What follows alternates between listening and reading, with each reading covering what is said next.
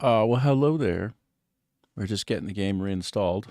Um, as you need to do from time to time, this game will be a problem from time to time. In the what? In the what? Okay. So yeah, we're about halfway through reinstalling. I tried to fire it up. Everything I thought would be golden, just fine and dandy, but it wasn't. So I needed to do some kind of extra something, and that's the uninstall of the uninstall variety. I think there's some kind of faulty update that occurred lately. Haven't had any PC crashes or anything like that, so that wouldn't explain it. But yeah, we'll figure it out. Figure it out. We'll get this. Get this dog to hunting in no time. Um, I guess while we wait, I'm gonna go big old full screen so you don't see all of my deets as I fire up all the streaming stuffs. Just give me a moment while I do that. At some point, I'm going to have some attractive splash screen that does a countdown, and I'll just do this seamlessly behind the scenes. You won't even know. Glug, glug, glug, glug. You won't even know what's going on. You won't know. And you'll be like, oh, he's doing one of those fancy countdowns too. Well, there's a reason, why there's a fancy countdown. It's because there's lots of wingdings, lots of things you got to click and on click and check and on check. And sometimes systems are just like, no, I'm not going to start. I don't want to. I'm tired today. I don't want to. And you're like, well, you son of a gun. So it's like that with some of the systems when I fire everything up before we stream. And I multi-stream, right? So I'm on 4 streams at once.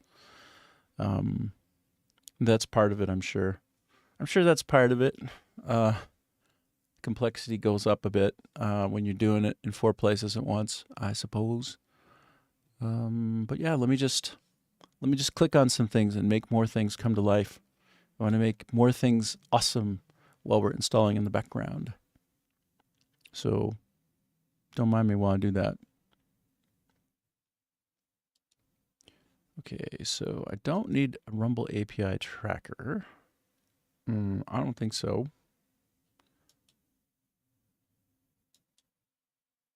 Every time, so I use this really cool tool called Social Stream Ninja. It's great. It's very robust, but it's got some eccentricities to it, like anything will, including me, including you, but also inside software applications. So this one has a submenu where when you click on, oh, that's good. Oh, I just automatically connected. Oh, I didn't have to do anything. It just spontaneously started up on its own. Oh, that's great.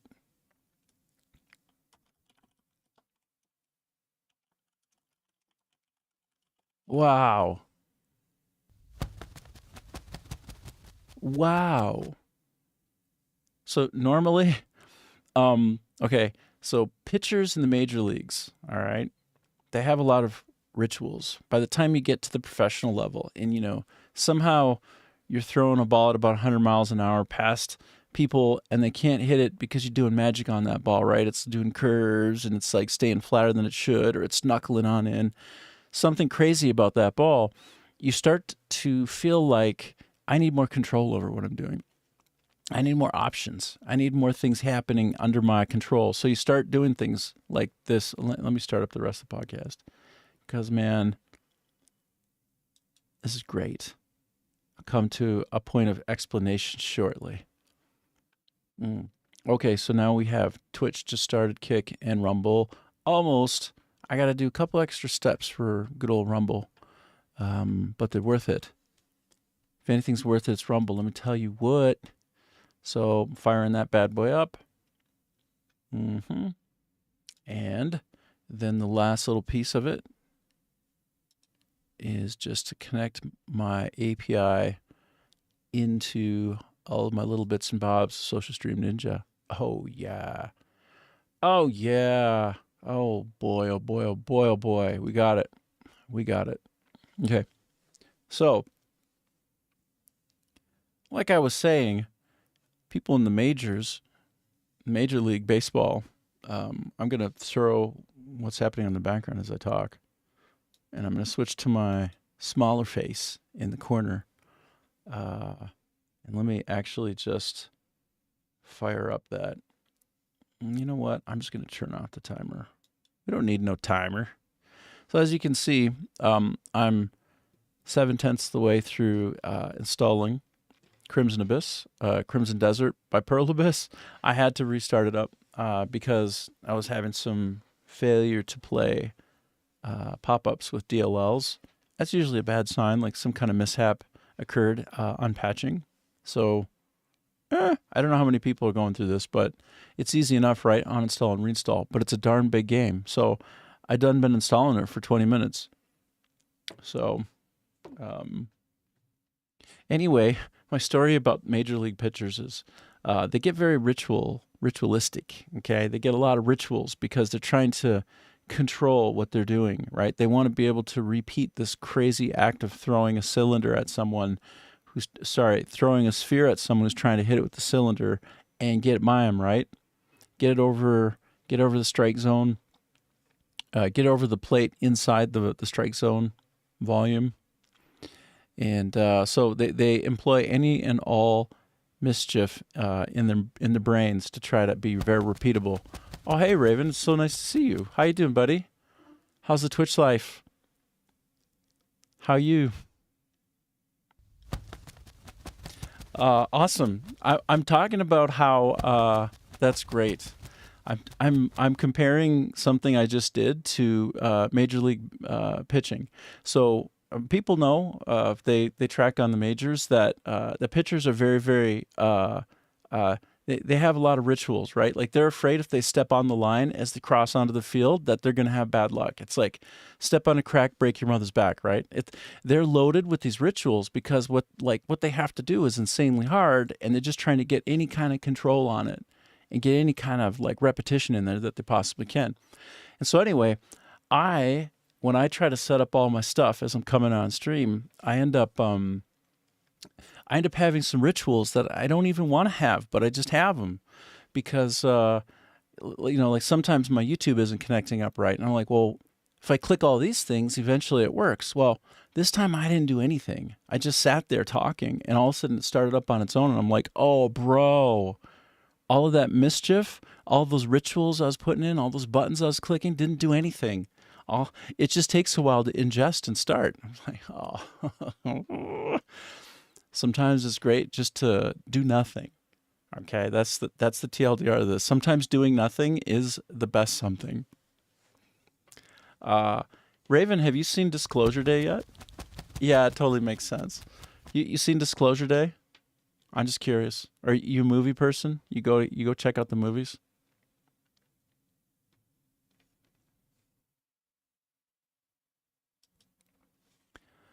I'm just wondering because that's one I've really been wanting to see, but it's not showing here in South Vietnam. So I'm like, me can't watch Steven Spielberg film.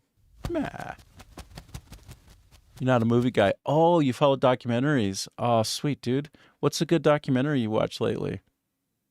I mean, a great documentary can be amazing. Did you ever see Fog of War with Robert McNamara? If you want to see some crazy stuff, how close at one point U.S. was to like an all-out, endgame war during the Bay of Pigs fiasco and all that. Oh, Fog of War is like one of the best documentaries for my money. But how about you? What do you love? I don't mean to take your time, but I'm just curious. I want to know more about you, what you're about. Tartaria. Oh, I don't know anything about this Tartaria. Okay, so I'll check it out. I'll check out the Tartaria. In fact, let's check it out right now, bruh.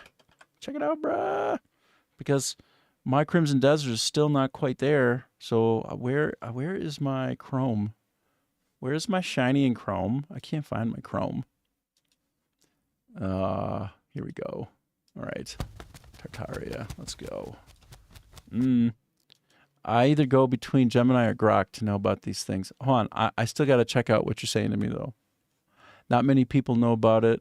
All about the mud floods. Ooh. Tartaria, mud floods, and great documentaries about that. Let's see if it's... A lot of times it says, oh, we've got too much load. We can't actually search for you. Oh, it's doing it. Okay. Ooh. Oh. This is wild. Tartaria or Tartari and the mud flood hypothesis form a modern pseudo-historical conspiracy theory. Oh, I do like it. It claims a vast, advanced global empire centered in Central Asia, Siberia, existed roughly 100, 200 years ago, possessing superior technology. Oh, bro, that's so cool. I'm into it. Now you're talking. Possibly giants like the Nephilim. Oh, come on. Yes. Okay, this sounds super fun to watch. I'll find a documentary about this. Catastrophic mud floods. You know, in southern Vietnam here, we have huge floods from time to time. Like legit, people are dying in these mud floods. Like it's hardcore. If you dive into this, I'm gonna get caught up in it. Yeah, it sounds really good. I love it. Buried buildings, many older structures. Oh, dude. Oh, that's whack. So like there's this whole area covered under and there's like technology in there. Maybe. Free energy. Oh, yeah. Maybe that's coming back pretty soon. This is great. Yes. Anatoly Fomenko's ideas. New chronology. Oh, boy. Oh, yeah. And so we got some good ones. Okay, give me links. Brah, give me links. Give me links to docs. Docums. All right, we'll check it out. Well, I know 1 + 1 is very often 2. Yes, that's right. Sweet. Okay, so there's some good stuff in here. Oh, and I love that you're into it. Oh, you're playing Dark Souls? Oh, like the first one, or the second or the third, or maybe the first one, hey? I love Dark Souls so much. Man, From Software. Oh, yeah. Do you know, I never got the DLC for Elden Ring. I want it so bad. It's such a disappointment. I've spent too much time away from the great From Software library, man. Like, if you ever just want to have a good time, just fire up a Dark Souls.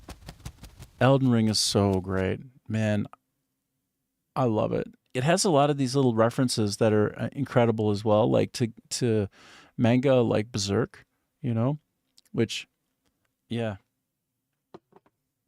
it's a great game. I mean, it's top 3 of all time for me, no doubt. Like right now, Crimson Desert is my favorite game of all time. But I don't know, like it's certainly my favorite company of all time now. Like, and I love From Software. But let's see if this sucker launches now, because I tried to give it a run before, and it was giving me nothing but trouble. Nothing but trouble. Trouble. Let me switch over to Crimson Desert, see how that works, see if it works. Okay, fingers crossed. I'm getting further than last time. But Keepsake? No. How's that? Tell me about Keepsake, man. Damn, I need to drink this coffee. And is it really rude if I drink right straight from the carafe? Because I forgot my cup.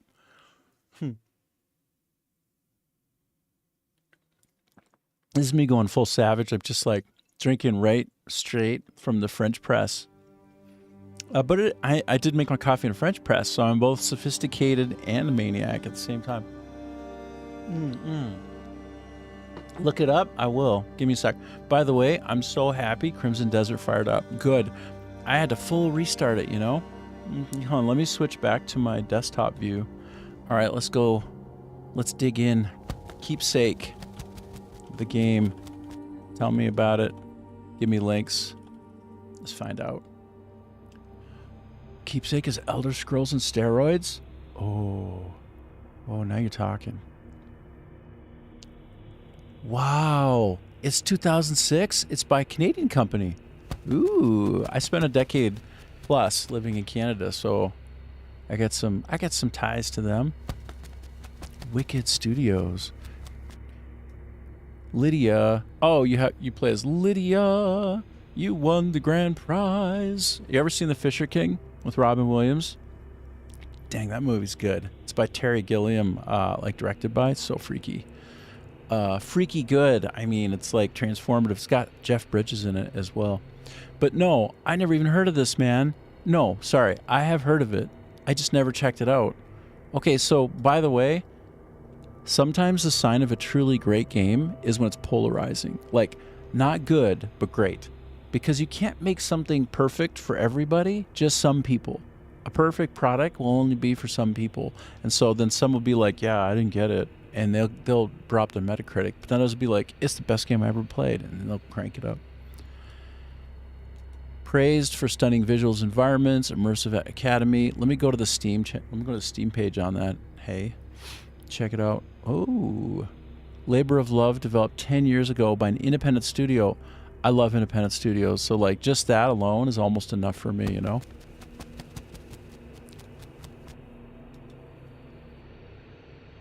Wow, so it's like Elder Scrolls on steroids, hey? Dude. All right, I'll add it to my wish list. No doubt. No doubt, no doubt. I added it. What are we talking about on that pricing? It's $1.19. Okay. Okay. All right, I get it. Look at this price, man. This price is what I'm talking about. This is exactly what I'm talking about. I'm talking about... Where is it? Hold on. I'm talking about that. That price is right. Oh. Okay. I mean, it looks cool and interesting. Oh, okay. All right. Feed me the next one. Okay, so... Okay, so it's a newer one to come out. Okay. That's maybe why it didn't totally jump out at me. Raven's like, this isn't the game. What are you talking about? But I'm just saying, like, if there's some undiscovered product out there that's glorious, that some people, like, it's their best, and it costs $1, yeah, I'm gonna go check that one out.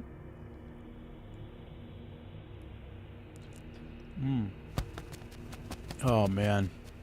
Damn, this coffee's hitting the spot.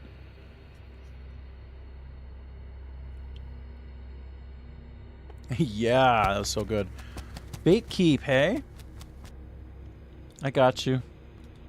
1 second. Please hold for your next available typing representative. Let's see. Nope. This one I meant. I like talking cool and smooth with my large language models. I like calling my large language model a bro, especially. Okay, so look, we'll go to this Steam page then. Let's drop it. Let's drop it like it's hot. Oh, that does look special, bro. Oh, that looks tight. Oh, look at those graphics. Wow. Wow, it looks so good. Oh, dude. Wow. That looks so nice by Paraglacial. THQ Nordic. Oh, THQ Nordic. They're great. THQ Nordic make good games. Wow. Wow, it looks so much fun. Is it first person? It looks first person.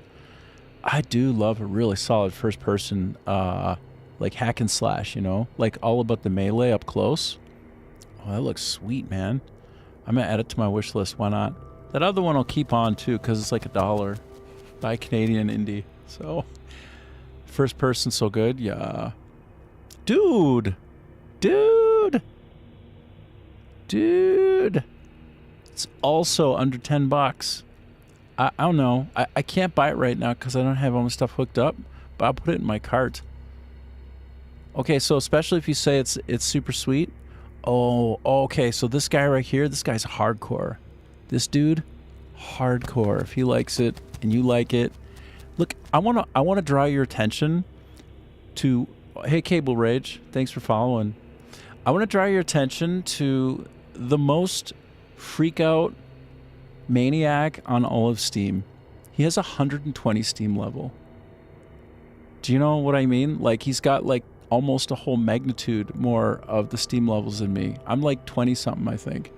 21. This guy's 120. Can you even imagine what it takes to be 120? I cannot even imagine. But he owns the game. So the ultra hardcore, the one who's like legit and the truth, and you, Raven, saying have to have it, well then I will have it. So it's early access, hey? And cool. Is it like single player only or what? That's what I'm curious about.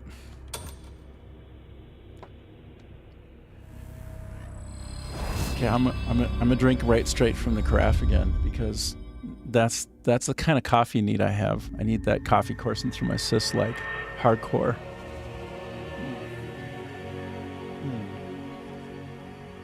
Oh yeah. This thing's called Lock and Lock. I just noticed it's got a brand on it. Yo, you probably can't even see. It's all like Lock and Lock. I don't understand why it's a Lock and Lock. But we need adventure to the max. Single player crazy spells gore. Dude,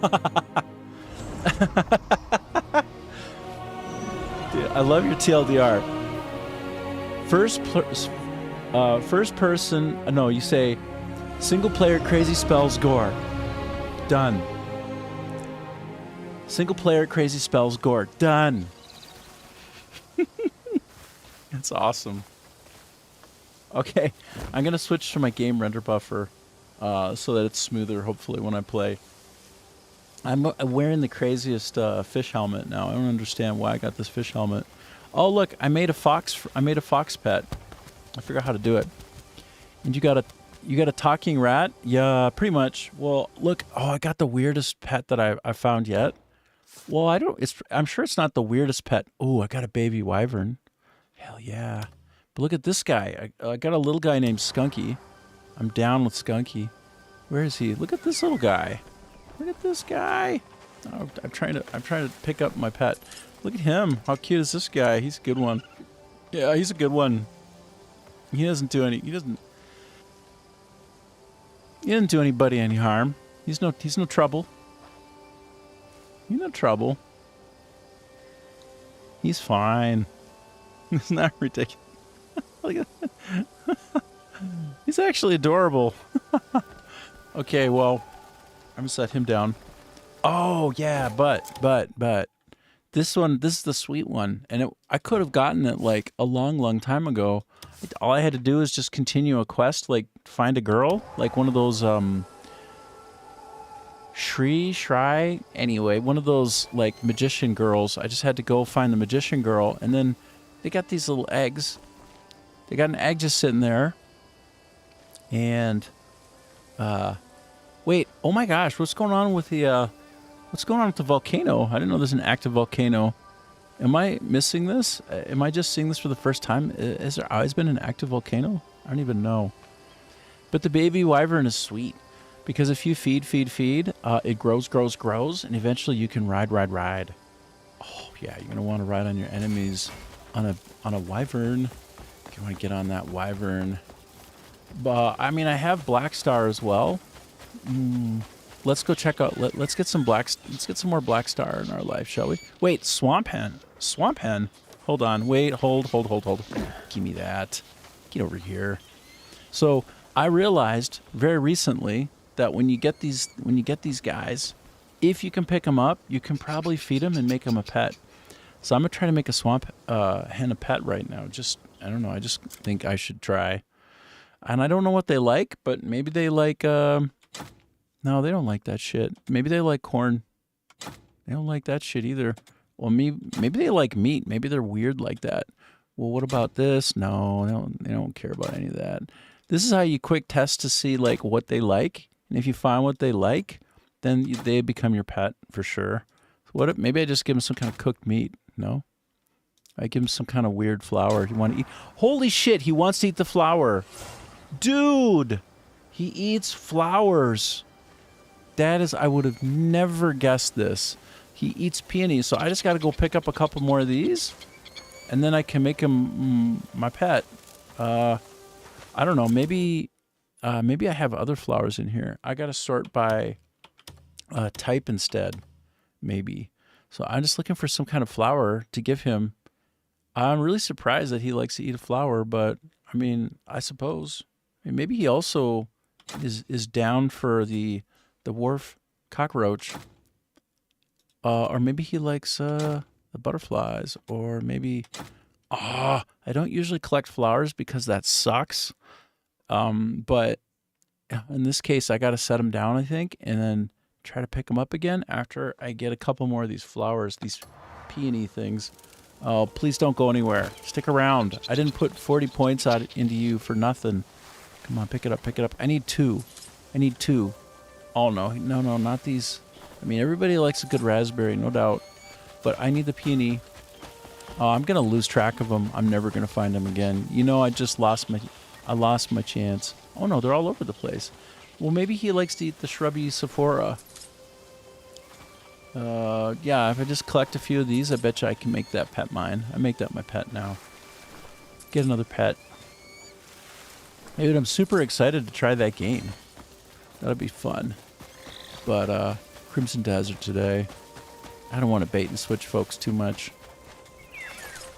I do a lot of baiting and switching. Not on purpose, really, though. It's called ADHD. Yeah, you get a little randomized. It's called just my nature. Okay, so where was that one that I had? He was right around here somewhere. I'm hosed. I'm never going to find him again. Oh, jeez. I got a whole big patch of raspberries. Not looking for raspberries. I want to find that one. I wanted to make that my pet, but I didn't know I had to feed it flowers, which is insane. Can this be my buddy? I don't even know. Wait, what is this one? Is this the same one? I don't know. Well, anyway, let me get some kind of bird. I've never had a bird as a pet before. This is like almost not a bird. It's more like I don't know, like a penguin, something like that. But let's see if I can feed him. I'm assuming he's like that other one, or else it's the same one and I got lucky. The odds of this being the one that I had before are like near 0, I think. But I think I need to give him some of this Sephora stuff. This stuff right here. I bet you he's gonna eat. I think he's gonna grub on this. He doesn't grub on it. What? What? Oh, the one thing I noticed. Oh yeah. This stuff. This is the stuff up here. This is what I need to be, because those freaks over there, down there, they want to eat these flowers. I just need to have enough of them, because I gain the friendship 40 at a time. So 40, 80, 120. I only got to get to 120, to 100, and then they're mine. So anyway, I'm just going to pick up some more of this crap. I also pick up flies and chameleons, and I feel crazy picking this stuff up, but I guess sometimes you got to do the minutia. Oh yeah, so look, this is one of those hens, one of these guys. I feel like I'm throwing him down there just for fun, but I won't. Instead, I'm gonna make him my pet. I was either gonna kill him or make him my pet, and I guess I'll go for the pet option instead. Okay, so this is gonna work. What? What?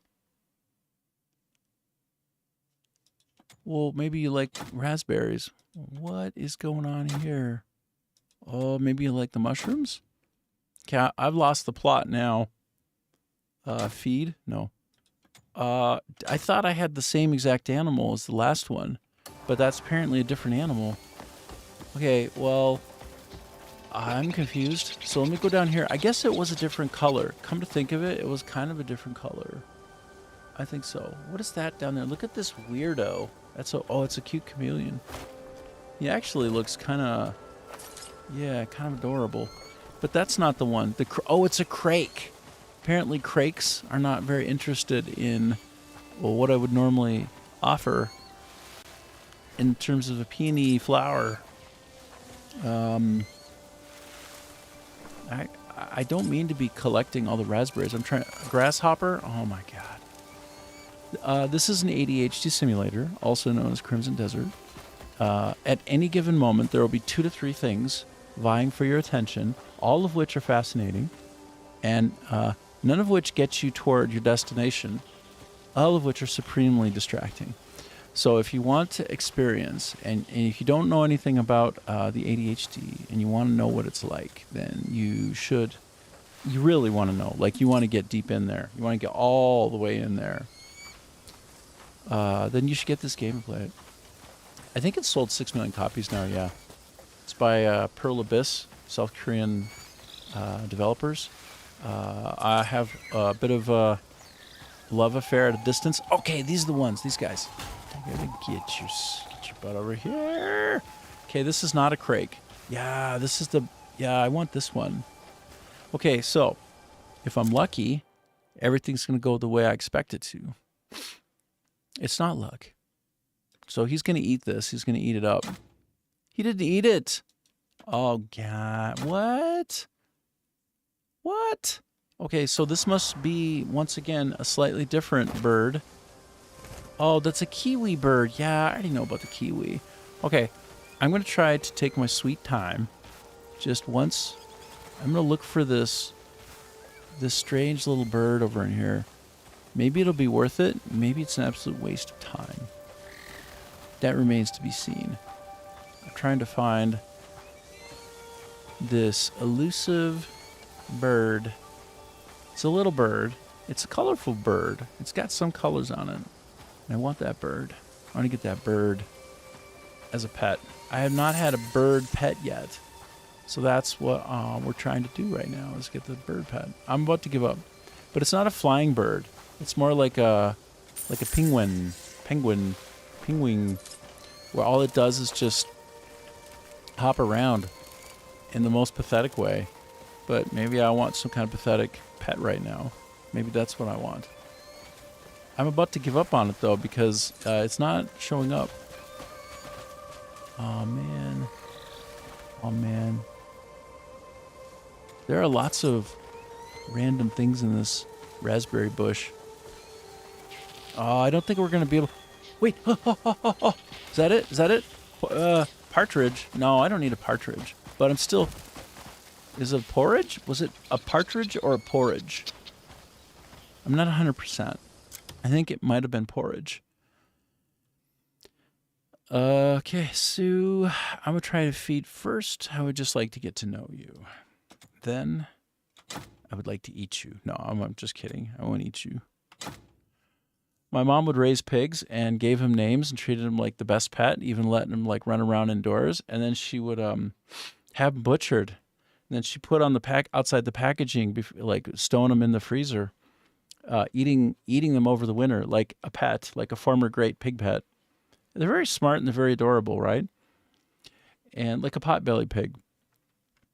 And but then she would label the. She called the pig Porky. Okay, so it's Porky the pig, right? If you know about Porky the pig, then you know about Porky the pig. And so she named that pig Porky, but it was her good pet, hanging around, following her all over the place, right? Like imprinted. And then it's like one day it was just time to be slaughtered, and then she named all the cuts of meat on the outside, in that white packaging, like that butcher packaging. She named it all Porky, like Porky's rib, Porky's thigh, Porky's butt. Like, my mom was interesting. Well, she still is. So she remains interesting. She's still on this mortal coil, along with all the rest of us, kicking it day by day. Oh, takes a 35, 70, 90. Okay, so that's fine. All right, I'm going to get out of this with a new bird pet. It's not quite the bird pet I was looking for. It's not the bird pet we want, but it's the bird pet we need. Wait, it's not the bird pet that we... Anyway, something like that. I was trying to make some kind of a Batman homage. Okay, I knew there was a good reason to be picking up those freaking flies. Like, I just kind of casually pops it, and he's like, "Here, put that in your beak. Get that, shove that down your throat hole. Chew, chew, chew. Don't forget to chew. Where's that last one? Where is that fruit fly? Give me that fruit fly. Oh, hell yeah. Take it in. That's right. Okay, so I got a partridge. There was no pear tree around here, but we got a partridge now. And that partridge will follow me around like a silly Billy. Imprinted on me. Loves me. Oh, loves me. So pets, when you get them and you run around with them, they're auto looters in this game. They will pick up loot.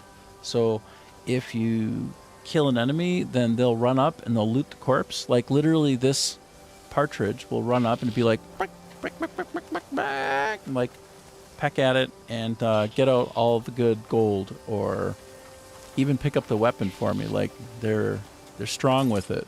They can do a lot.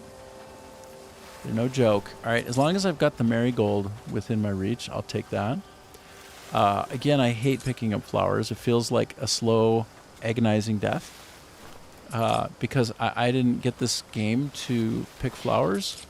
But apparently some of the pets that I'm going to try to collect, I'm going to be collecting everything I see today. Like it's going to be, I'm like an idiot today, like trying to make pets of everything I see.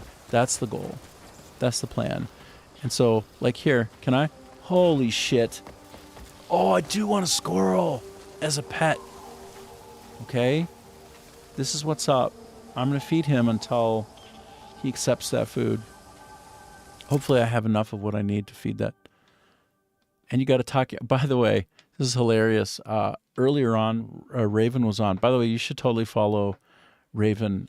He is on Twitch. I think at any given time, he's got like 50 people watching him or something. He's really fun. He's a cool dude. Nice guy.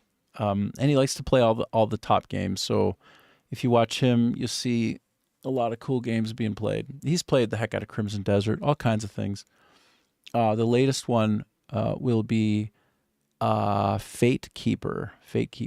So I'm going to get that too. It's under $10, and it looks like it's Oblivion, or no, Elder Scrolls on steroids. That was his words. And he also said, this is what very funny for me, single player crazy spells gore. That's exactly, somehow, is the best TLDR I've seen in some time. Let me see if I can find that example of that game real quick. Yeah, this one right here. I got to smallerize it. This one, Fate Keeper. Let's just say, all regular update. Hi, once again, we're honestly a little overwhelmed by the enthusiasm surrounding Fate Keeper, the amount of discussion, feedback, suggestion, bug reports, encouragement. So Fate Keeper is in its 0.1.2 release, and its most recent update was like June 12th. So let's see, I think that was like just a couple days ago. So this one is fast and furious, and apparently all the cool kids love it. A handcrafted world? You mean not like just AI Redux? Nice. But I'll get this one and we'll check it out. Actually, it looks so good.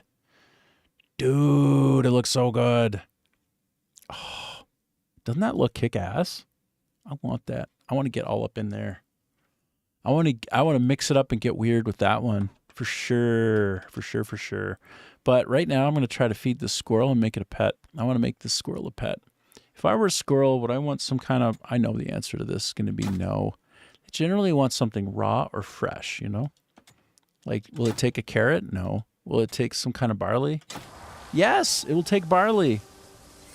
Ha! Whoa! Okay, I'm about to have squirrel as a pet. Big time. That was easy. Oh, yeah. It's going to be you and me forever. I'm going to run around with you. I mean, honestly, it'll be until I get the next thing, which will be in about 5 more steps. I don't know how many animals there are in this game, but it might be something on the order of 300? 400? I don't know. Like an entire... Oh! Can I make him my pet? Do you see what I mean? This is just going to be me running around like an idiot trying to make a pet of everything. Oh, this one looks like it can only transport it. This one is only for husbandry, a.k.a. butchery. But let me just check. I want to just quick check to see if actually I could feed it anyway while I hold it. Like, I don't know. I'd like to have a goat follow me around. That'd be cool, right?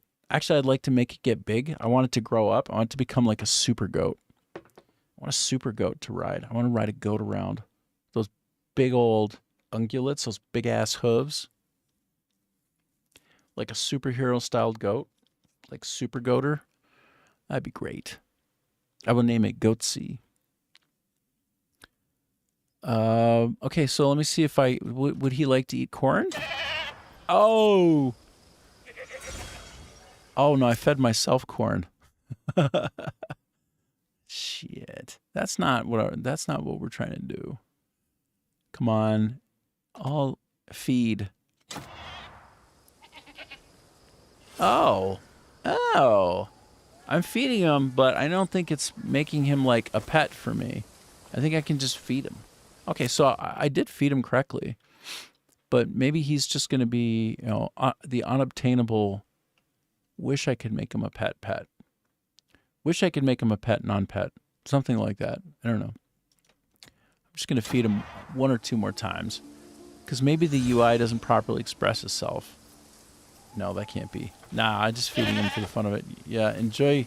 You got that nice. It was a wild female goat. Yeah. All right, well. You can't catch them all. Some Pokemon are not Pokemonable. Alright. Okay, I'm just going to get up here. Just going to get a slightly higher vantage point. Where am I, by the way? I actually don't have even a single clue. I'm in the middle of the night just wandering around. Kind of lost. A little bit lost. Oh, yeah, that's right. The Howling Hollow.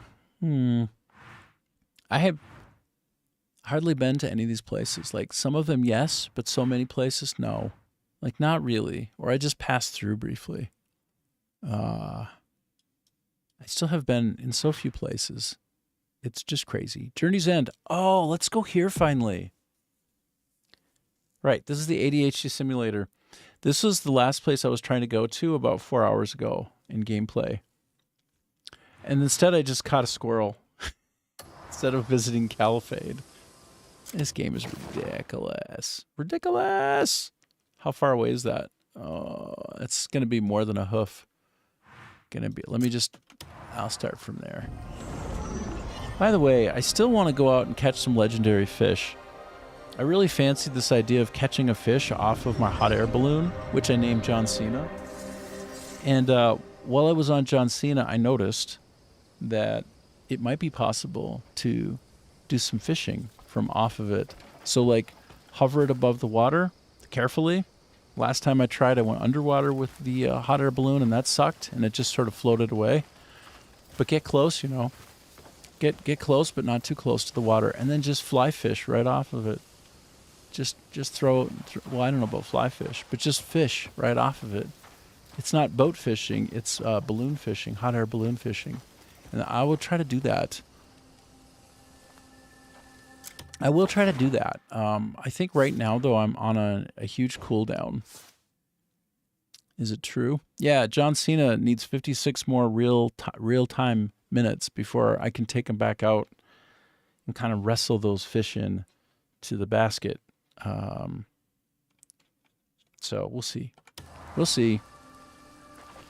Oh, yes. I'm in a good place, but it's not where I need to be. I'm just a little bit closer. Yeah, we're heading to Calphade. I always want to say it Caliphade, but I know it's not.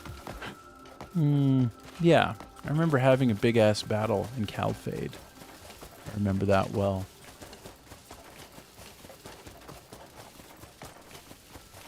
I remember everything. Oh. Wow. Look at that surface. The thing about the rendering engine, doesn't this look like I should be able to punch a hole? Do you see it's got kind of a seam there? I'm trying to remember how to even do this anymore. I think I press, Q, and then I do pounding. Wah! Let me go over a step or two. Try to do some... See, I left like the Canadian symbol on there. Bam! That's like the Canadian special move right there. Puts a maple leaf. Stamps it down for you. I'm from Minnesota originally, so I have an accent that sounds a whole heck of a lot. I did not want to turn that off, bro. I wanted to open the door with a key, brah.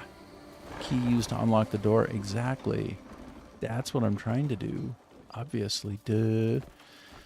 But I have an accent that is a Minnesotan accent, but it sounds deceptively like I'm from Canada.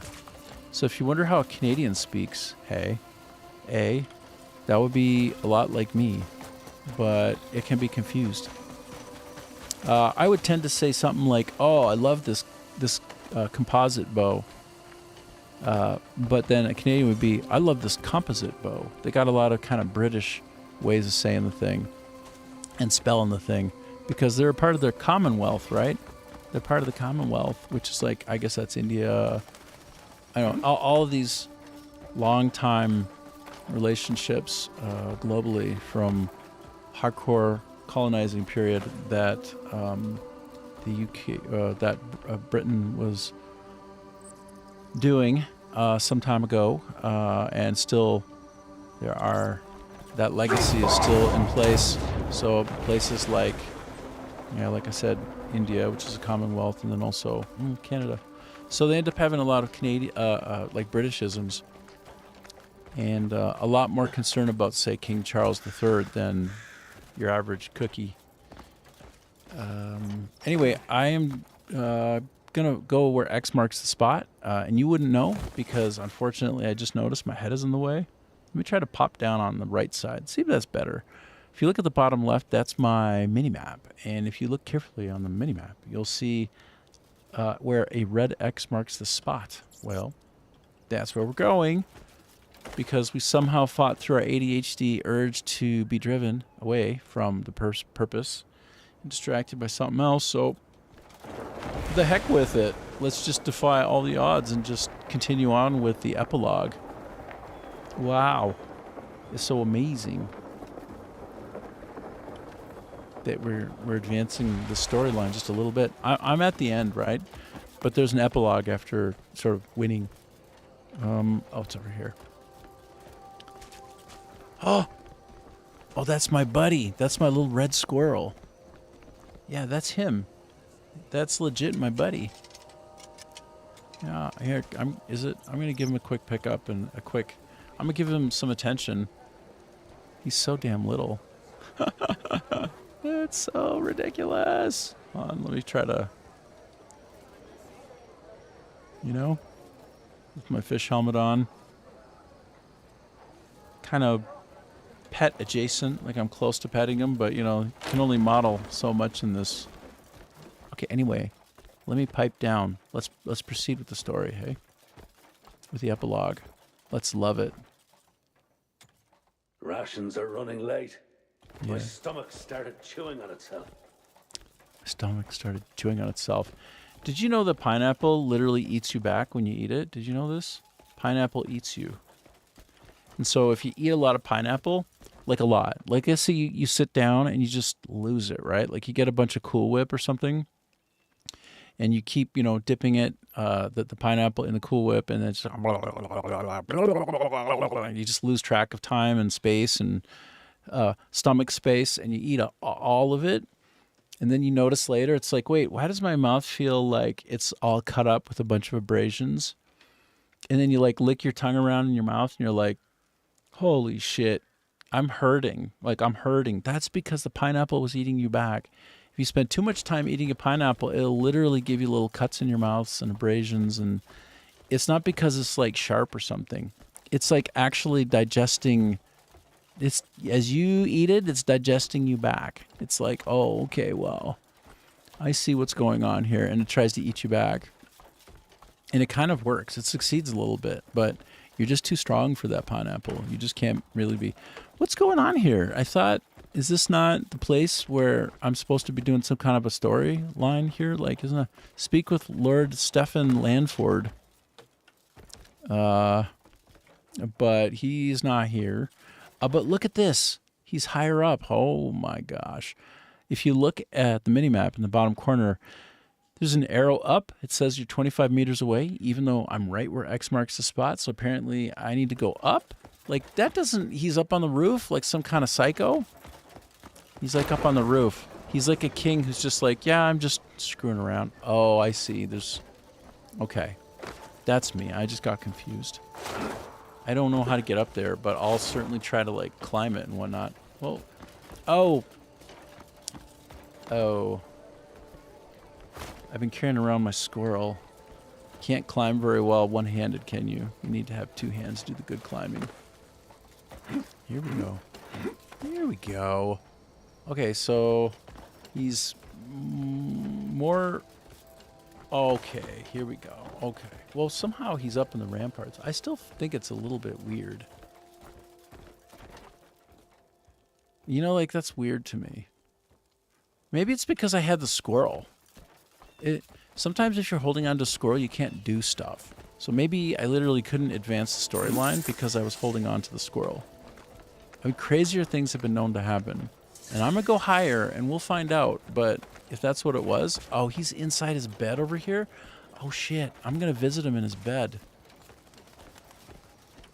I'm going to advance the storyline by entering into his bedroom. Because it's nighttime. You know, it is like...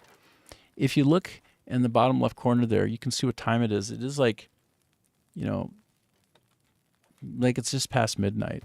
So I'm going to go in here and I'm going to demand an audience. If he's sleeping, I'm going to try and wake him. I'll be like, bro, wake up. Or I'll be like, well, yeah. No, I'll just be thinking to myself, bro, wake up. That's all.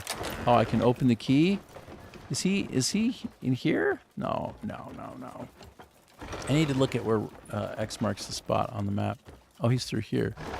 But isn't he? I don't see him here. Okay, well, this is weird. I'm going to have to advance time. So if I can find an empty bed, I'll just advance time by sleeping in here somewhere.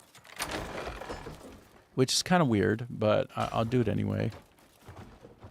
These guys are like... It's like they're on some kind of Fenty... Like they look like... They should probably be sleeping in a bed, right?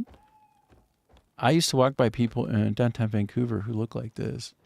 Except for they were like jackknifed. They were like bent over like this, and they would walk like this. Like, it was like straight up zombie apocalypse. But then come to find out later, I was always asking, like, why are they like that? What is going on? Look, it's a spare bed for me. And I would be like, something is wrong with their backs or their muscle. But it's what fentanyl does to you when you're on it. It like literally it makes your central nervous system remain active, but your muscles just go completely jacked. Like you get totally jacked. Like you can hardly. Is he older now? He looks older. Look at him up close. I'm gonna do a zoom in. I swear he's older than the last time I looked at him. I'm gonna do an extreme close-up on his face. Does he not look like he's been through some shit? It's like when you're the president of the United States and you come out the other end after 4 years and like you aged like, he aged 20 years in 4 years or something like this. It's like a 6x acceleration because it's so stressful. I mean, unless you're Trump, in which case you sort of de-age. Like, he just turned 80, right? And I look at him and I'm like, he looks like he's younger. Why? Actually, he looks like he's been de-aging. But I think that it's often not like that. But it looks like Cliff has been through some shit, bro. Like, look at that beard, too. He's getting like, he's getting the gray in it, you know? I get a little bit of gray in mine, too. But he's been letting it grow out, too. Like, that's a winning look. I think that's a winning look. It's a good one. Okay, I'm going to just... All right, I'm going to advance time and let him sleep. For, let's see. I don't want it to get too late. So I'm going to do 6 hours for him. And then presumably the king will be sitting down where he's supposed to be so that we can advance the epilogue. And we're at just about an hour, by the way. So as I put him to sleep, I'm going to take like a 2-3 minute break of my own. Okay. And I'll be back. I'll be back in no time, y'all. First, I need to reset my clock, but I'll also switch to my game render buffer so that you see the game, not all of these little bits and bobs here as I reset my timer, as I start my countdown. Okay, I'll be back. Just give me a couple minutes, okay? Give me the time on that, and we'll keep going. So this is like a 6-hour stream, and I do it 7 days a week. And as you can see, I'm on multiple streams at once. Just, hey man, hang out with me, have fun. I love being randomized, so I'm likely, if you pipe in with the chat, to just completely dive into anything with you and just freeze the game. And so it's like your stream if you want. So I'll be back in a couple.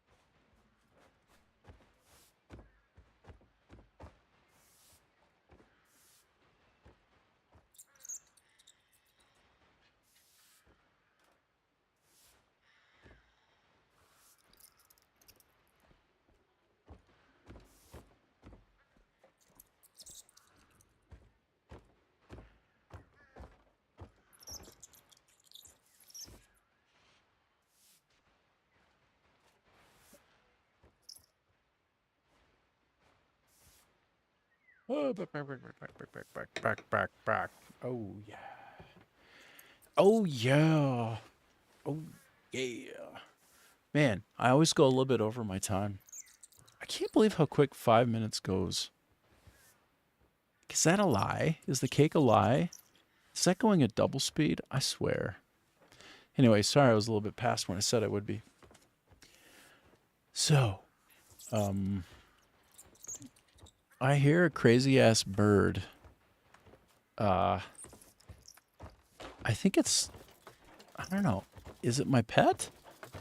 Is my pet making that crazy sound? I think my pet is making that sound the whole time. I think so. All right. Well, anyway, let's advance the storyline. But wait. A fulsome. Ah, the weeds have taken over again. I feel like. I'll need extra hands of them to clear them today. All right. I heard that before. That's not the first time you said that to me, lady. Wait a minute. Ah. Why does it always seem like... I guess I'm having a hard time with the epilogue advancing. I go a place and I expect there to be a thing, and then there isn't. Oh, but this would suggest I need to go up another level. How are you? I'm great. Oh, it's rainy.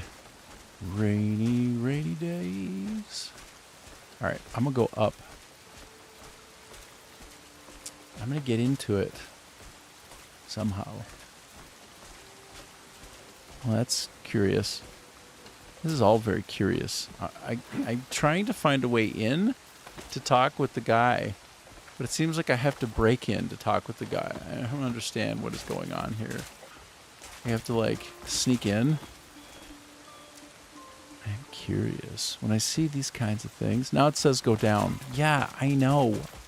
I know go down. I've been trying the whole time to find my way down, actually, to this silly king. Maybe he is where I wanted him to be before. Oh, but wait. Oh, there's nothing. That's just for show? When is there a chest where you can't use it? When is that a thing? Okay. I am trying to advance the epilogue. Maybe this is why I get driven to distraction. Like, the main storyline is okay, but it's not all that in a bag of chips. It's just like, it's okay. There were more machines than men out there. All right. Okay, so I've been here before. I know all about this. And then it says go up higher. Well, would that I could, brah. Would that I could. What is this guy all Me about? baby's gone and called me par at last. I heard that one before, too. I don't understand how to go up to find him, you know? Like, can I just ascend? Can I just go through the ceiling somehow? I don't even want to talk to her anymore. I want to ignore her. I find that she's just become bothersome. Okay, so it says I need to go higher. But how? I need to go inside there without going to the top. Or I need to go above and then after going above find a way back down. And we did try that, but it didn't work. I went down and it went two levels down instead of like, okay. Can I go through the window? Do I have to, like, break in to talk to this guy? Like, can I?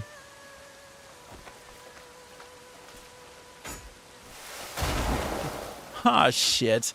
Now I'm being accused of vandalism. That sucks rocks. Okay, I think I'm clear of it now. Okay. I will go in through here and maybe we'll see that the truth is down here now. Maybe it's actually down here. Even though it says go up, maybe it's down. I'm just hoping for the best. Don't be afraid. Yeah, I just did a superhero thing, but don't I'm worry. truly grateful to serve him. So you see, this is the fundamental struggle. How do I just get to the place to advance the storyline? I would submit to you it shouldn't be this hard Hello there. to just continue on with the epilogue. I would submit I shouldn't have to go through this gong show of a thing, of an experience to continue the storyline. Should I? Like, what? Why is it so hard just to continue the epilogue? I feel like, okay, alright, I need to remember, it's been a minute since I played. Where's my food? Bruh. I got my crazy mouse. Look at this thing. Oh, look at this. It's got 12 side buttons on it. See? Super cool, right? But like all of my core actions and sometimes macroed multiple buttons, since it's Crimson Desert and it's like that, are mapped to that. So anyway, I'm gonna go find my stamina business.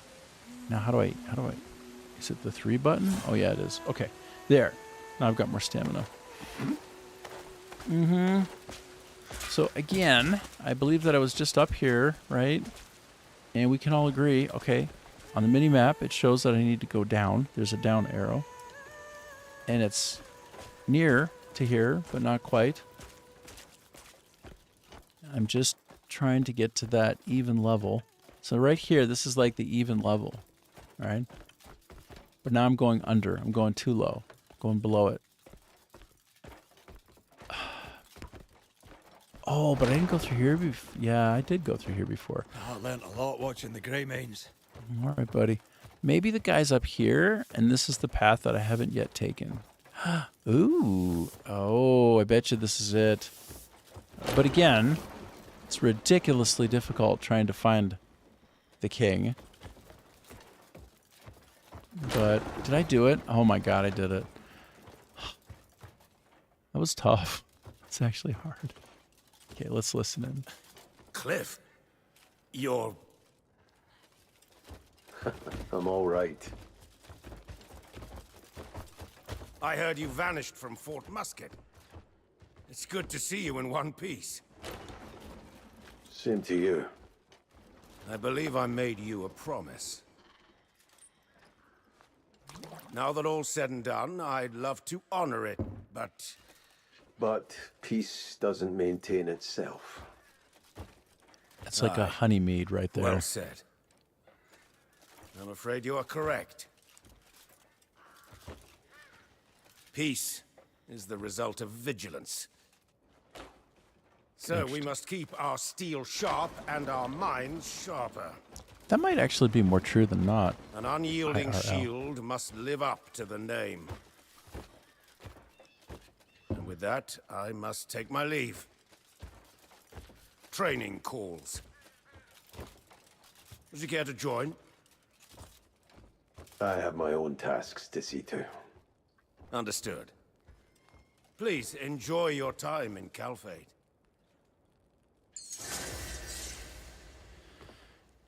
Cool. Okay. So I really do like how they're winding down the story.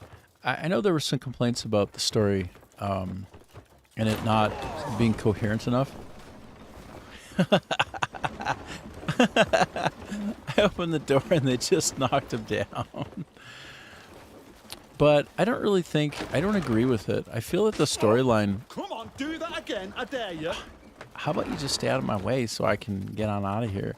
Can I just leave through the window? I will if I can. No, I can't. Oh, jeez. Greetings.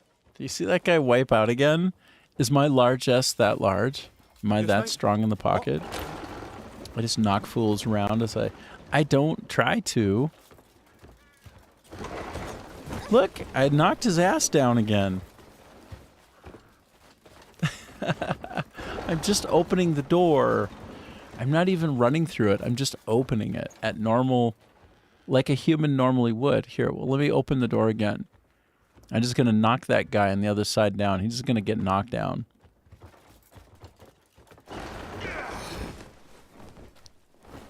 And he's like, oh, my back. Well, here's an idea. Don't sit literally up against where the door opens. If you're guarding this place, you should know better by now. Here, I'm going to open it and he's going to fall down again. Are you ready? Jackass, what are you doing? Unbelievable. Unbelievable. Is there something here for me to read about and take? It's like extra, read all about it. Like if you look at my mini map in the bottom left corner, you can see there's some things I should look at and read maybe, but no, they're not in here. The verticality in the game is deeply appreciated, and I find it impressive, but at the same time, it also just makes a lot of the finding of places kind of brutal.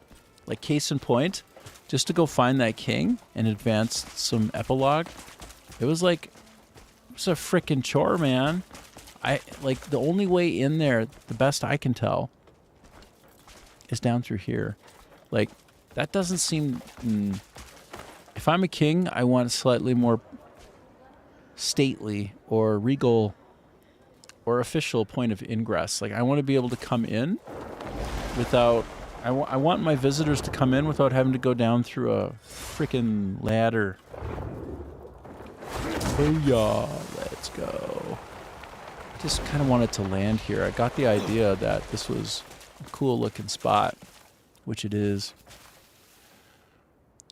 It's a beautiful game, you know? And right now you can see that it recently rained, which, yes, in terms of the coherence of it, yeah, it was raining earlier, I remember. And now you can see the land everywhere. Kind of like a nice raining specular, or anyway, adjustment to the surface of all of these places. It's very cool.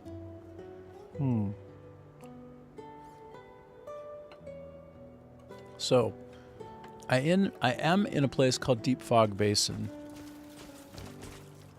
And that would mean that I'm near a place that has a legendary fish. And as an ADHD simulator, which this is, I'm suddenly not wanting to continue down the epilogue path, especially since it's so hard to just get to a place. That maybe I should just throw out my rod and reel and just kind of fish for a while, see if I can't get myself a legendary fish. But no, I think I'll try to fast travel instead and continue down that epilogue a bit. If I see anything that I could potentially make a pet, we'll certainly randomize into doing that. Where is the nearest and easiest spot? Look at all of these bounties. I think I want a lost day as well, where I stream and I just catch every single bad guy that I possibly can, because I think I've got like 50 of them that I could go get. Half of them are women, so that's where, like, that means half the time I go and pick up a bounty, it's going to be awkward, because you have to tackle them. And so it kind of feels, it looks and feels a little bit like, is this the right thing? And then you have to hit them a couple of times, and then you can tie them up. And then you can throw them over your back. And then you can put them on your horse. And then you can bring them to justice. But, like, the process of that, you know, it's interesting. Like, if it's a female bad guy, so to speak, it is interesting because, you know, it does seem a bit rough. But that's the game. Equal opportunity bounty actions. I thought, did I not? I thought I fast traveled to here. No? What's this? Look, I want to get to here, but yet I want to go to here too. So, how about I split the difference? And while I'm time traveling, while I'm wormholing in space-time from here to there, compliments of the sick portal system in this game, I will decide, do I want to go directly to there, or do I want to go east, due east? Well, I think you already know. I think you know I need to get randomized right now. I need to get randomized a lot. So if I whip my sword out, I both scare people around me, make them feel threatened. I can also start fires by pointing at something dry and burnable, because the sun catches a glint off my magical sword and then burns things that I'm pointing on. If I do this, now I can burn a thing, right? I can put a burn on something. Sometimes I can literally start a little fire, which is cute. I can start a little start a little fire on a tree, like I can burn the tree. It's interesting. But the main reason I'm doing this is I'm looking for a glint because when I go due east, there's something of note over in that area, and it'll tend to glint if there's something of note when I throw my sword up and try to catch the sun on it. So let me just get around here. Oh, look at those bovines. Gunba. Gunba. So now I got over that rise. What are we talking about here? Where's the glinty glint? Where the glint?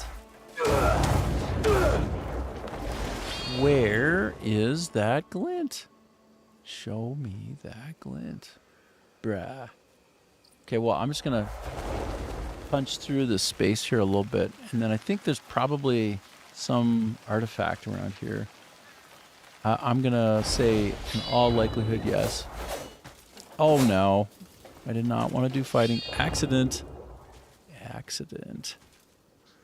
Just to show you how sketchy the glint, this glint system is, I have a macro set on my mouse. Here, let me show you. I'm going to try to explain. So look, this thing here, watch. This thing, whoops, watch.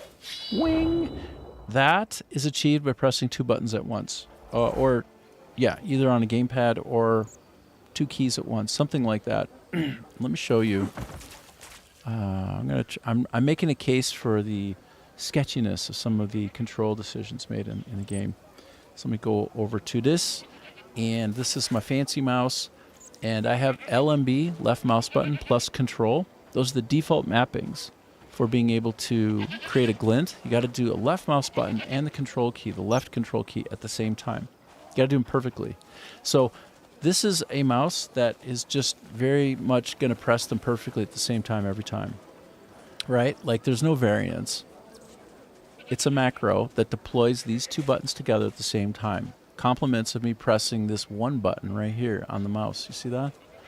So despite it being programmatically precise, I still have the silly shenanigans of sometimes I do like a swing instead of like the glint thing.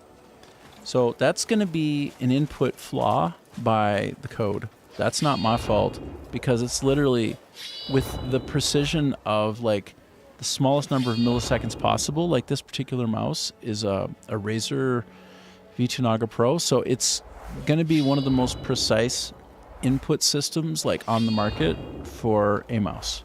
Like it gets no better than this. So the point is control plus left mouse button should be perfect and precise every time. Yet 1 out of 10 times I'm going to be swinging my sword around accidentally and maybe hitting somebody. It's clearly just, it's basically evidence that their input system is a little bit flawed. It had nothing to do with me and my timing. So when that's the case, that will come out in QA when you're QAing a product, right? So Pearl Abyss will have a bunch of QA people doing this. And they're going to end up saying, well, you just need to get good at the controls. But in fact, I've macrotized this with one of the most precise mice on the market, and it still has a flaw, like 1 out of 10 times, where I do a swing instead of like a glint command like this, which tells me that they just have a code problem. So they shipped something and probably blamed their QA for not being precise enough, but meanwhile they shipped a somewhat flawed product in terms of the control inputs. And, you know, I think Pearl Abyss has made the best game of all time. Like this to me is perhaps the best game of all time. Like for me personally, it's my number 1. I'm trying to find that spot, by the way. Hold on, let me go back to the map. Oh my God, I'm so in the wrong area. All right, I'll come back to that up there later. I'm so in the wrong area, dude. Wow, I completely shit the bed. I'm map stupid. People will say that I'm map stupid, and they'll be right. I'm even stupid in a game trying to use the map. You know, we got our strengths and weaknesses, and boy, is my sense of being able to track north, south, east, west sucking.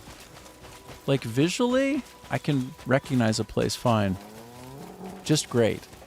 But boy, north, south, east, west, absolute directions. Good luck with that. Anyway, I'm approaching where I wanted to get to here.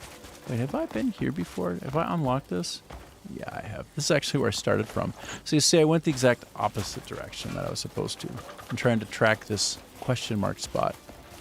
Because I just want to resolve the question mark. It's probably some Abyss artifact, or else like yet another place to fast travel.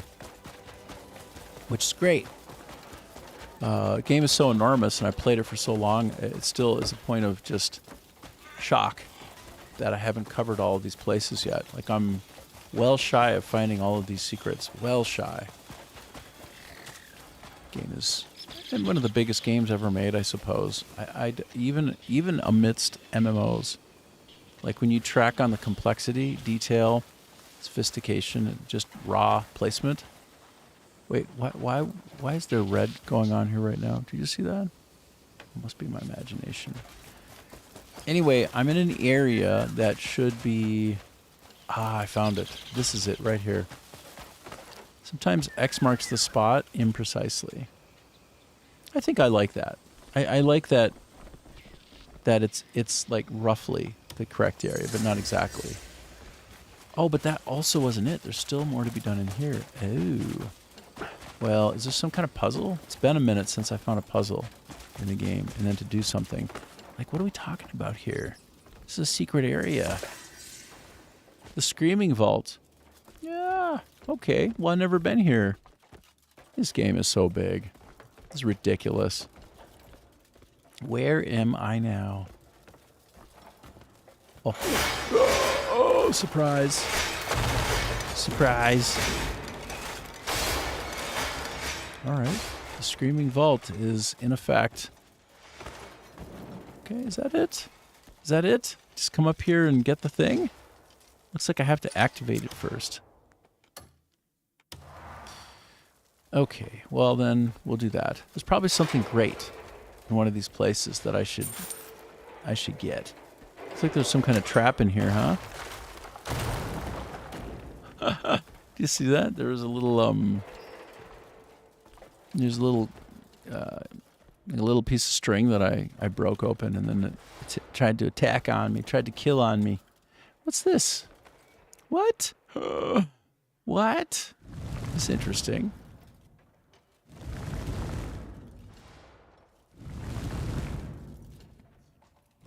What am I doing? I was going to talk with some princess somewhere. Now instead I'm turning a wheel endlessly.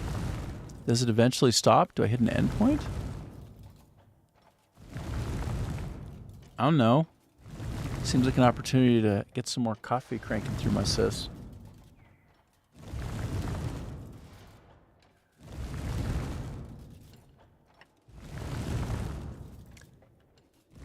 Okay, it feels like this will go forever, doesn't it?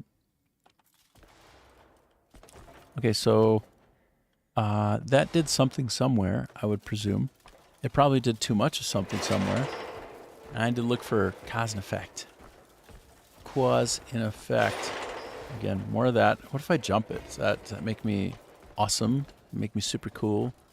And look again. Oh no. Oh, I see. There's a pattern. Oh, gee. Well, I saw in that other room there was something.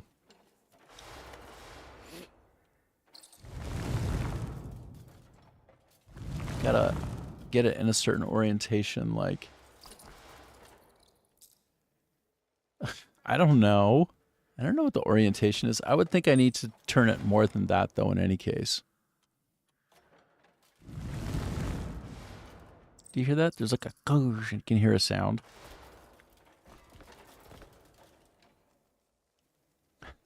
Oh, jeez. Yeah, I'm just gonna trip it because I want to trip it. Because I don't want to deal with it right now. And then this one as well needs some kind of orientation adjustment. And I see there's some signage up here, right? Does this have anything to do with it? Oh, great. More hidden areas. More mysteries to be solved. Endless mysteries every which way in this game.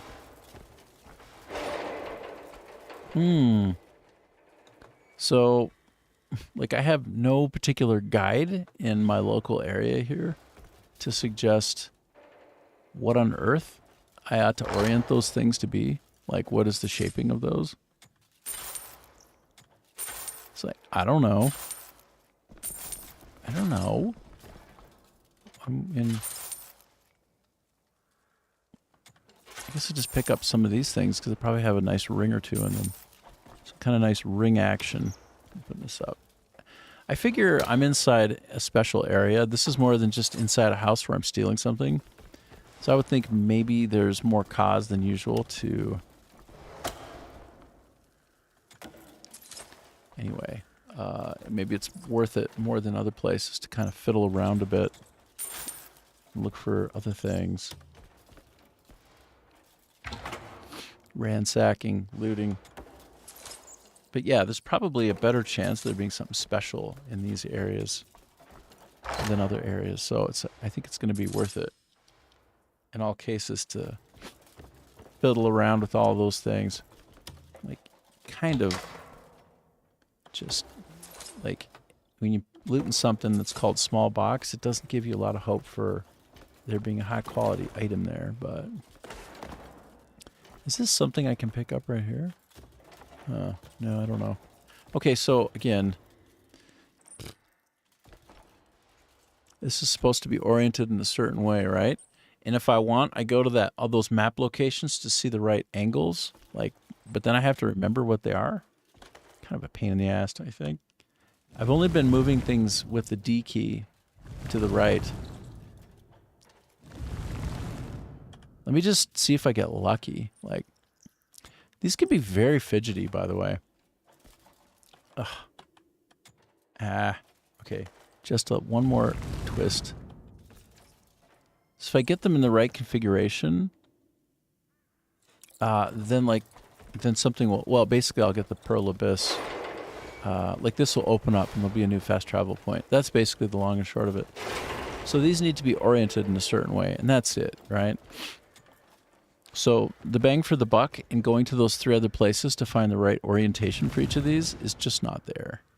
Like, it'll be a shit show. Like, not worth the trouble. I'm going to say 0% worth the trouble, so this feels like a job for...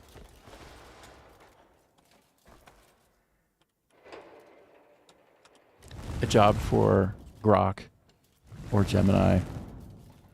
This thing I just free spin forever and ever. Hoping and waiting for some kind of success. Doing nothing but just turning it a few times. But I have like, I don't know if there's like 4 or 5 configurations. 4 or 5 placements that are recognized and allowed in these 3 places. Like if you do the math on the chances to just randomly find it. I mean, yes, you get to kind of like make it look a little more plausible in its orientation, like that. You can like take a guess. It's better if I just look it up real quick. Like, it's not, like I said, it is in no way worth fiddling around forever. Like these 3 places, that one, and that one, each one of these will have the correct orientation for one of these. And honest to God, I can't be bothered just to get one simple fast travel point opened up with one loose element in there. Like, it's like, there's no way it's worth it. So then I look, I'm in the Azarian Estate, the Screaming Vault. Okay. And let me just switch out of my game render buffer real quick and go to my screeny screen. And no, that's not it. Was that it? Once again, lustfully thinking about Fate Keeper and how much I want that. Thinking about it big time. Also thinking about Tartaria. I don't know anything about it, but it sounds awesome. It's strange. Okay, yes. Tell me. Oh, wait. I have to access. Let's go with Gemini this time. We did Grok last time. Usually, I would say 25% of the time when I try to send something to Grok, I have to copy paste it over into Gemini because Grok likes to try to monetize me by telling me there's high demand. I can almost guarantee you that's just an upsell opportunity and it's not even real. They're just coding for that to pop up in your face. Highly doubt there's really that much demand. I highly doubt it. I think it's an arbitrary amount of gatekeeping to increase chances of purchasing the Super Grok, which, fine, but no thank you. Okay, so, PC game. No, it's not really PC game, it's just game. Crimson Desert, Azarian Estate, The Screaming Vault, the layout, rotation of the 3 dials to spin in the 3 different rooms. Tell me the layout, please. Okay, let's find out.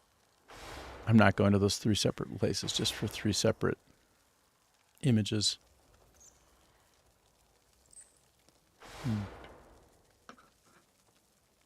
8-like shape is upright. See, that makes kind of sense, right? Like you would want it to aesthetically look like that. That would feel like it's a solve. And then the middle one, spiral circles are at the top. Okay, so the 8 is readable like an 8 for the left, and the middle is like spiral circles at the top. The celestial constellation symbol is upright. Double lines of the constellation should be pointing straight toward 12 o'clock. Okay. Well, I feel like that's what I tried to do in the first place. Like, what does it mean, constellation at the top, though? Where's the top of this? And, of course, it could be wrong.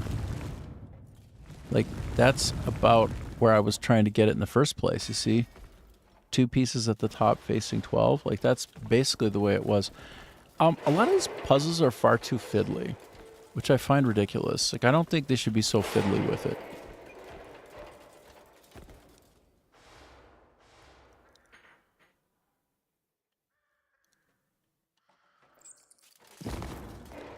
Okay, so this is this is either the left or the right room, depending. Holding up a bow is upright. Yeah. And then the other one that I was just at should be 8-like shape. Okay, well. Oh, I have it upside down. Now I see properly like a bow hunter. Okay, that was my bad. I should make it look like it should look like a figure. See, that was my bad. Oh no. I don't know. But it's quite noodly and fiddly. Like, even if you have the exact solution in hand, you know exactly the way it's supposed to look. Like, look, I have those both up there, don't I? Like, did I not do it roughly right? The disc, so the 2 spiral circles are at the top, right? Like, did I not do it? Like, of course I did it. Like, I did it right. Like, that was just my intuition, right? But like I said, then we're back to the fiddly bits.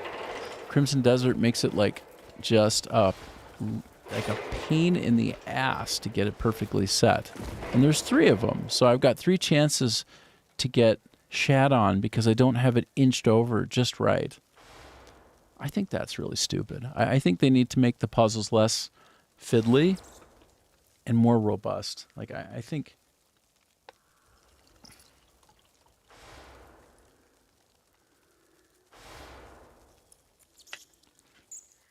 Like, I basically intuited at least 2 out of 3 of these puzzles exactly into the orientation that they should be, and then I corrected one of them, and it still doesn't work.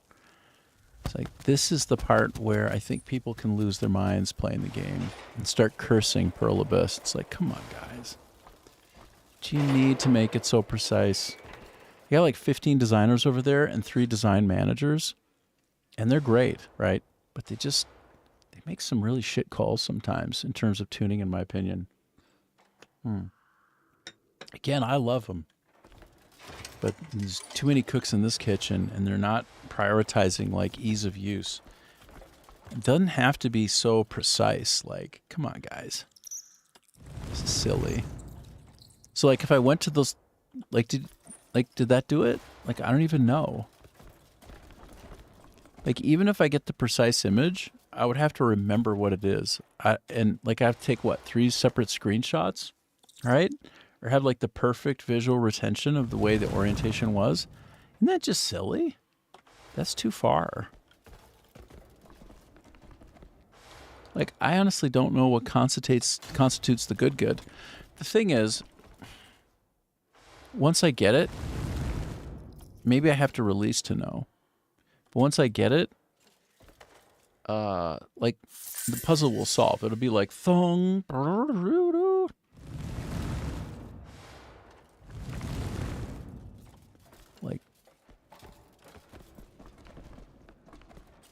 Like, I don't know. I don't know, man. I have no clue. Holding a bow is upright. Okay, so I do believe this one is solved. And then this middle one, so that the 2 spiral circles are at the top. I do, with the triangle points facing upward toward them. Oh, let me double check that. That might be... I have a feeling the one that I'm at is the problem one anyway, but let me just go double check. So yes, the 2 triangle points are kind of pointing up at them. I mean, I could fiddle with this a little bit more. Maybe improve it? Like, what does it mean for them both to be upright? Like, are they both equidistant from the top? Do you know what I mean? Like, is that perfect? Do I want to make the triangles a little more upright? Like, this is the fiddly bit where it makes me just think like the designers are just on crack. Like, why you make it so fiddly? Just stamp it in place already. Like, is it or isn't it? Stop being almost like Asperger's like about it. Like, come on, guys. Just, Jesus. This is one little puzzle out of what you've put into the game, which are basically like hundreds of things exactly like this. Can you be a little more tolerant? Can you put some grooves, as it were, into some of the puzzling? Like, where is this? Like, is this perfect? Is it not perfect? Like, I don't know. Can I get some sort of indication when it is good enough that I got it good enough? Like, I know you want to give the puzzle away so that it's easy to just guess. I get that part.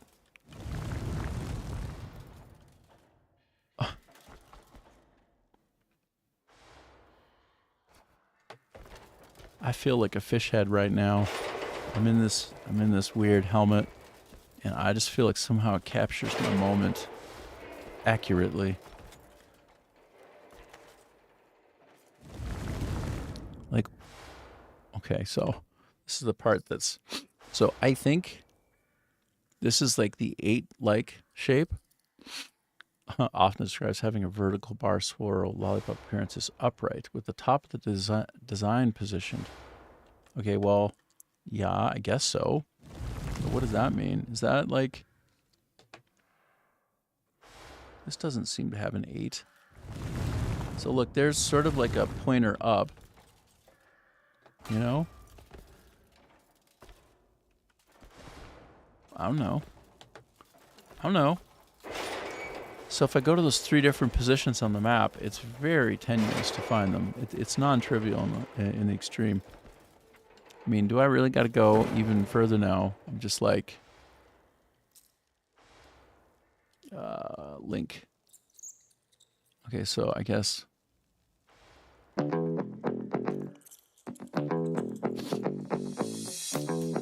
This is just crazy. Here's how to do the Screaming Vault Runes puzzle in Crimson Desert. The puzzle can be found right here in Demoness. If you follow the D of Demoness, south of that D you will find the puzzle. It will be located on this mysterious energy question mark. You will have to go down this hole that will shoot at you. Crouch through the gate and then you will see 3 His accent is just wild. What accent is that? Like, where is he from to have that exact accent? vaults. Within each vault, you will find a vault disc with a symbol on it. Let's make our way to the left. Is it fake? Is he faking an accent? That can't be. Like, what is that? Anybody know what that is?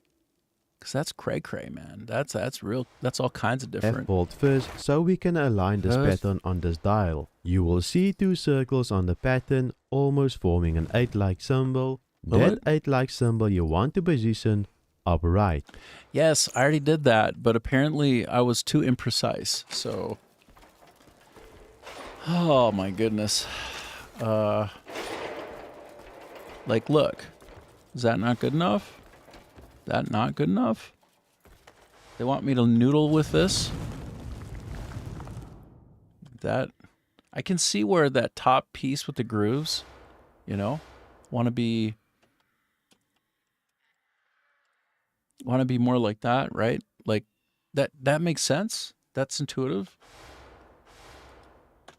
The problem is they've got like a 3-part problem, and they all have to be perfectly aligned and with a kind of precision that is beguiling, that is almost devilishly overwrought. Or at the top of the dial. Here's a screenshot Yes. showing you the 8 on the dial. As you can see, the 8 is on top. You 8. can also see that the bottom Mhm. radial joints is Mhm. precisely aligned with the brick lines on the wall. Make sure to use this as a reference to align Makes- your wall disc. Now that we have correctly perfect aligned sense. the left wall disc, let's make our way to the middle disc. The middle disc will have 2 spiral circles that has to be aligned to the top. Here's a screenshot showing you precisely how to align the middle disc. You will see that the 2 circles are on top, and you can also see that the bottom radial Okay, so yes, and I swear we were already close enough. Somebody's version of good enough. Oh, this isn't it. It's the other one, hey? He did like left, right, middle. Left, middle, right. So apparently it's just not quite damn good enough.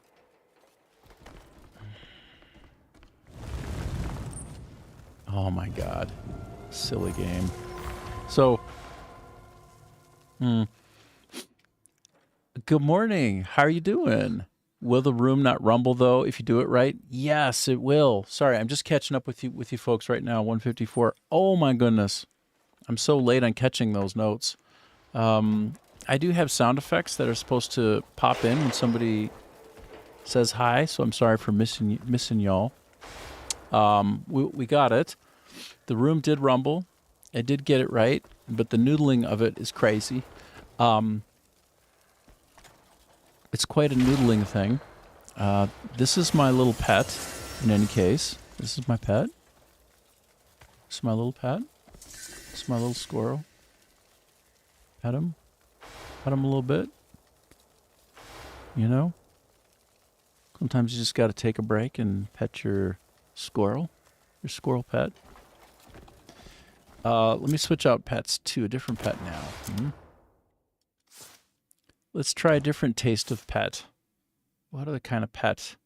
How about we do a baby wyvern? I've been busy trying to grow this one. I want this one to fall in love with me. I want this one to take it to the next level.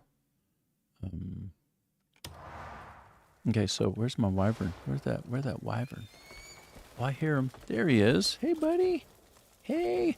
So he's got a food meter. If you feed him enough, you will make him bigger. And when he gets big enough, you can ride him. He becomes like a new permanent mount with no timer on him, unlike like the black dragon. Which is great. I think he just likes that kind of meat a lot. Okay, so the way that I feed him is a little bit different than a lot of the other ones that I'll feed. I think I can feed him maybe 4 times a day, something like that. Here, let's just, let him enjoy the finest of meat. See if he grows a bit. He's eating that meat. Good. So I can get him back up to, when he gets to 100, that means, so 4 was right, because it's 30, 60, 90, then the remainder there. Up a slop of plus 20, but that's all right. How you doing, Ajib?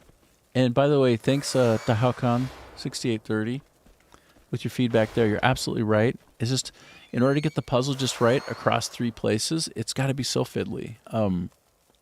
I was close, but no cigar.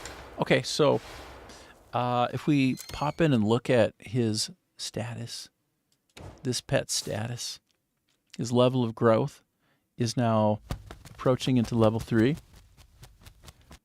Yeah, back to the desert, Adam. That's right. Back to the desert. I'm trying to feed my baby wyvern until he's so big that I can ride him. And that'll be a good time. I'm going to just drop down some more loose meat. I want to get that level 2 to level 3. And I don't know if I've capped it for now, but I'm going to pay it.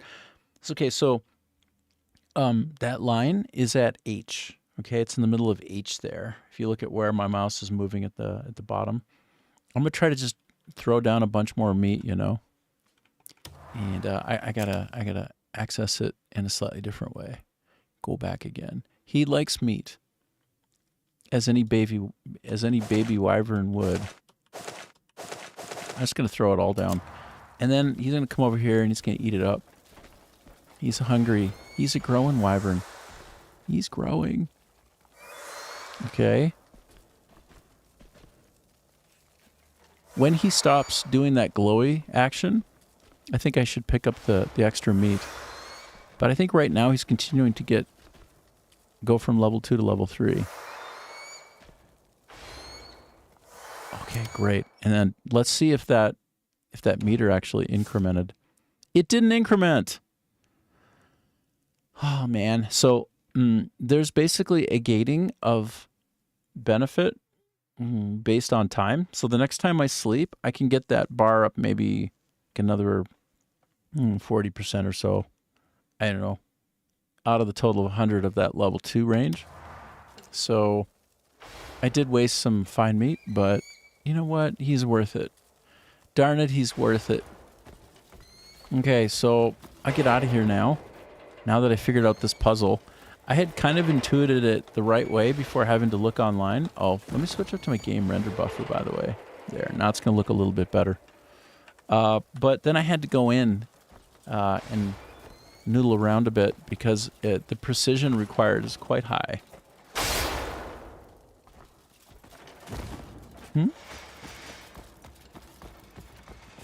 So yeah, this was a question mark on my map, and I was just curious to take away the question and make it more of a known thing, which we've done. Now this area is known. I don't like having to start lower down. I don't think that would be a very good shortcut. A lot of times the Abyss Crescents are not the best for a shortcut. There's something over here that wants to fight me. Every time it wants to fight me, I get like a little red dial. I see like a red on the corner of the screen. It's like, oh, it wants to fight me. What it wants to fight me? Like, something's got some kind of issue. Oh, a grebe. A grebe. Oh, I could pet him up, but I'm not gonna. I don't think I want another baby bird right now. So, if I go back to my journal and I try to retarget a goal that I have, which is the epilogue, the main quest. Here, I want to talk with this girl next. I want to talk with her. I helped her a lot in the past, you know. And let's put a bow on this main quest line. Put a bow on it. I think I'll call not enough space. Oh, that's probably a good thing. What was I calling, by the way? I don't even know. I'm gonna go to like my wheel. Oh, I think I was trying to call Blackstar. I'm not ready for Blackstar. I love Blackstar, but I'm not ready yet. So, where my horse? There you are. Okay, let's go talk with that princess lady. Let's go. Let's go to her.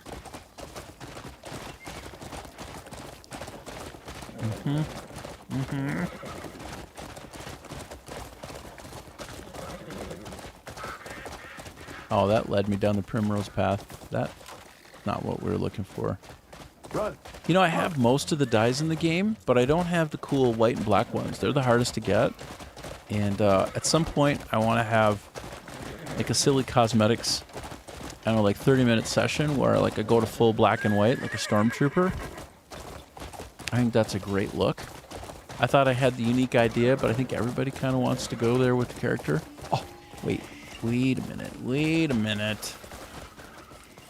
I got something over here in the crossroad. Yeah, I got yet another sealed Abyss artifact. By the way, I have like 12 sealed abyss artifacts right now. It's completely out of control. Like ready to just deploy into my character and power them up. But I have these additional requirements right now that involve things like special ginger, I don't know, so on and so forth. I can't really level up my character until I get some of those items. And I'm kind of torn, right? Because I want to do all the things. But it's tough. Oh, is this indication of the nearby circus? You see, this is the problem. This is my whole point. It's so distracting. Everything I do is a distraction. I want to do all the things, but there's so much opportunity space that it's almost paralyzing at times. Like, it's a good problem. It's cool. It's a good thing. Okay, let me hop off and anyway proceed the story a little bit. Wait, what's this? See, look at this. Before I go talk with the lady, there's some kind of storyline here that I should investigate. It's difficult to find good help these days. I guess so. Well, why don't you tell me about that, Percival? Could you spare a moment of your time? I've a task I'd like to entrust to you. Soon, a most esteemed guest will be visiting the manor. The garden feels a touch too plain. It's a touch too plain. I'm thinking just one more statue would make it just right. However, I can't find anyone to take on the task. So I thought, Greymanes are all strong as oxen, aren't they? What say you? Will you give it a try? Strong as an ox. You'll be well paid for your trouble. I decided to give myself a very light coffee splash on and about my beard, so I drank straight from the carafe. I just poured it, you know. That's it's less messy if you drink from the cup, from the mug. Sometimes you just gotta do what you gotta do. Sometimes the craft calls even harder than the mug, and then you just get on it. Oh, there she is. Okay. Okay, let's respectfully listen to her.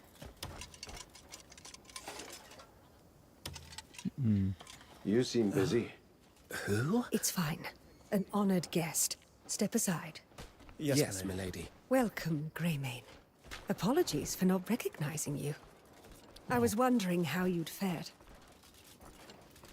Demonis seems different. That it is. Thanks to you and your bold coalition, of course. The dark days of Caliburn and Bastia's iron rule are behind us. A new era deserves a proper beginning, does it not? Hence the celebration. Just so. A gathering to honor all who stood firm against injustice. Naturally, Marshall and any like-minded traitors aren't invited. Surprised they're still breathing. I expected you'd say as much. Be at ease. I've no intention of curbing my wrath. Well, what's new with you all today? How you doing, Adam? How you doing, Archer Blake? What's new in your worlds? What's significant? So much has changed since that day. Anything big? Anything small? Anything? You just kind of like Caliban's loyalists cooling lost it their down voice, for the day, or maybe you're starting and it up for the day. streets are I don't know. alive again. Depends on if you're. The very fact I can walk beyond my estate is proof enough. Oh, I'm supposed to follow her, I guess, huh? Okay, my bad. This is a lot better than Amsterdam 1666. Oh, look at my little wyvern following us around, huh? How about that? How cute is that shit? Talk about a foreground of destiny. Oh, baby, look at that. He reminds me of Land of the Lost Sleestacks. In the land of the lost. He's so cute. And Adam says, working with the artist is going amazing. They handle feedback great. Oh, you know what's the best ever? Where is she? Oh, the best ever is when you work with people who... In the king's absence, Demonis was all but stripped of its freedom. Seized by those who clawed their way into power. When the people Any you... word that so much as bruised Caliburn's pride was enough to see someone dragged away by his hound, Bastia. She's just going to keep going. That's fine. and made an example of, as my sister was. I'm sorry. Don't be. You avenged her. Now I plan to spend my life setting Demonis right again. This wyvern is adorable. But anyway, when you can work with people to get something creative done, and there's room for disagreement, for feedback, for iteration, it's great. Because things get better when they're iterated. And when people treat the product like just something you're working on to improve, and like it's not about being perfect, it's about improvement over time, Will they? it's a good project. The So. hands of Caliburn's treachery. What? And What? Byron and Marshall, they won't face such punishment. Who has the right to sentence a noble house to death? Dang. Only His Majesty, still upon his sickbed. This is kind of So hardcore, they but hey? buy their freedom and strut smugly home.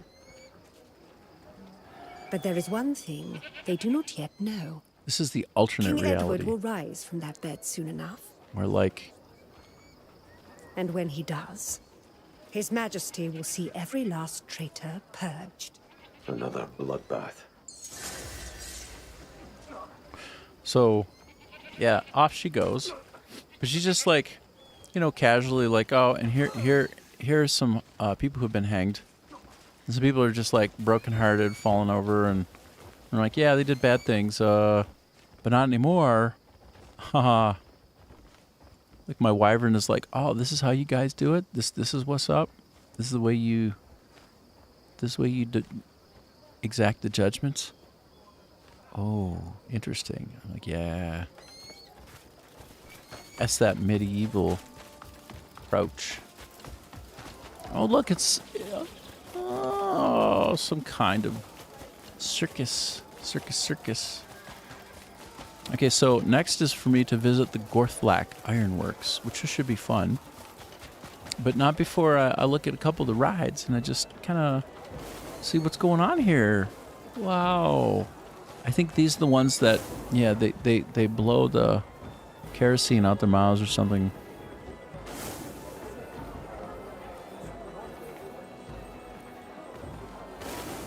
Wow. Wow. Wow. We're going and just see what's happening in here for a second. What's going on with you freaks? You didn't draw too big a crowd. You need to be more exciting. Oh, is he going to flip? They're going to have him flip from this side to that side, aren't they? Oh, look. Let's unfold it. Let's see what they do. I think... Oh, shit. That's actually quite impressive. Okay, what's next? Okay, they got 1, 2, 3. A 1, a 2, a 3, Okay, so then they did that thing. That's pretty cool. A cool little sequence. I don't know if they just rinse and repeat or what, but I'm not gonna stick around to find out. But that's kind of like the really well-built AI in the game. You never quite know what you're going to see, and you just kind of watch for a little bit. All of a sudden, shenanigans.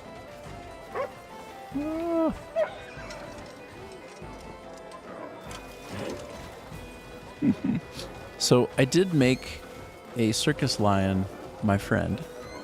This one here, I fiddled around with him a bit. I made him a friend. I made him trust me, and then I hopped on him and we just took off. Now I have 2 lions. I have a circus lion and some other lion. Oh, I remember this area quite well. Oh boy, I'm gonna do this one more time. I'll do it one more time. We get a running start. Let's go. Let's shake it up. Boom. Maximum smackage. And yeah. Claw Machine of Destiny. There's nothing in there that I super want. This is kind of neat. You can kind of mix it all up by getting a running start and spirit punching them. And then if you go far enough away, everything resets. You just kind of keep going till the thing you want is on the top. And it gives you your best chance to get it. Like, none of these things do I want. But if I hop out, run back, bang them again at a distance, I kind of mix them up. And once in a blue moon, it goes so well that I actually, one of them goes in automatically. Then I have like an instant win, which is really cool. Hey, do we see anything in here? Do we see anything good? I don't see anything good. Apparently they also have a pinball machine in the game somewhere now. I have to go find where the pinball machine is. I think it's somewhere near Skolastone. I don't know. It's something to check out. But like, look, you get that crazy setup there. So I engage the AI and they kind of like drop down.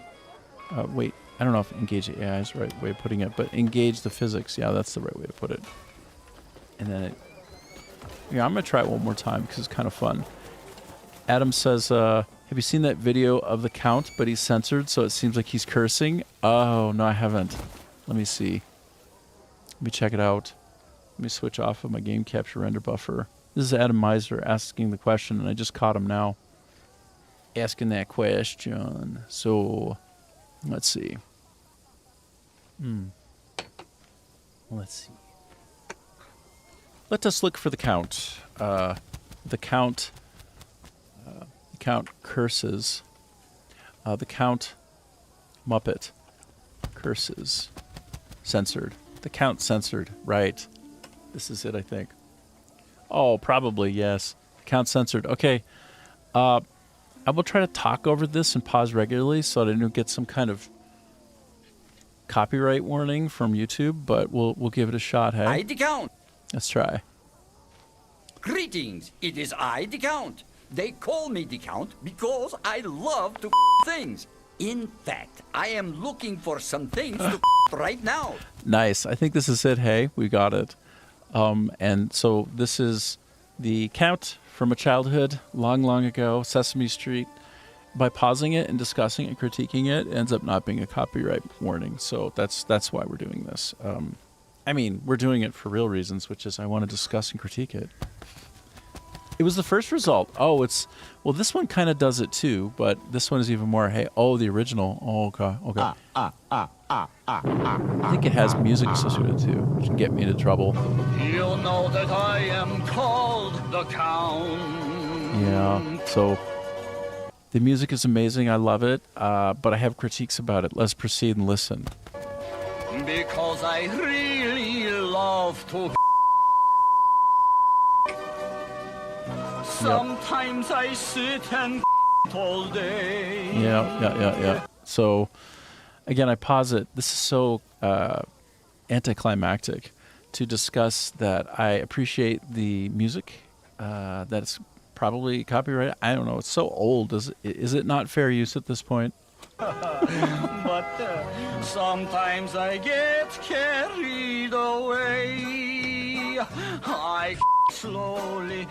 Nice. I see what they're doing there. Again, I'm pausing so I don't get like a freeze on YouTube. Slowly getting faster. Once I start it's very hard to stop. Hey, faster. It is so exciting. I could forever until I drop. Yep, got you. All right, well, I'll leave it at that. And let's see if I got some kind of a note about doing this. It's so bad. Like, if I watch something alone all by myself in my room, in the quiet and dark of night, under cover of nobody else but me, I get no problems, right? But if I share it with somebody and we watch together, basically coming together and sharing an experience is illegal on YouTube. It's a big, huge copyright violation. It's so stupid, but even now it gets me a chuckle. Yeah, I know, it's good. Anyway, I have been so upset at getting a copyright warning from YouTube that I literally just stopped posting on there, and I'm like on the verge of just, when I'm trying to share a moment with people and they say that I'm doing something wrong with the copyright, even though I don't monetize, I find a big insult in that. It's like, I'm trying to watch something on YouTube with another human being. That's a copyright warning? Why? How is that? I'm not monetizing, remember? Anyway, for all said and done, I'll probably not be streaming on YouTube, to be honest. But I'll put content on it. Like, I do love the service. It's just their live stuff is just unacceptably prohibitive. I will tell you that. Okay, so I set up my game capture that I'm basically streaming real nice again on all 4 platforms right off the render buffer. And it went into nighttime. So let me do... Whoa! Random horse walking around. Do that. I need to do some more banging of the bangables. Wow, they were very up in the air on that last one. I'm gonna go do it again. I'm just looking for anything that might pop in all by itself. Oh, I missed it. I didn't quite get it straight on.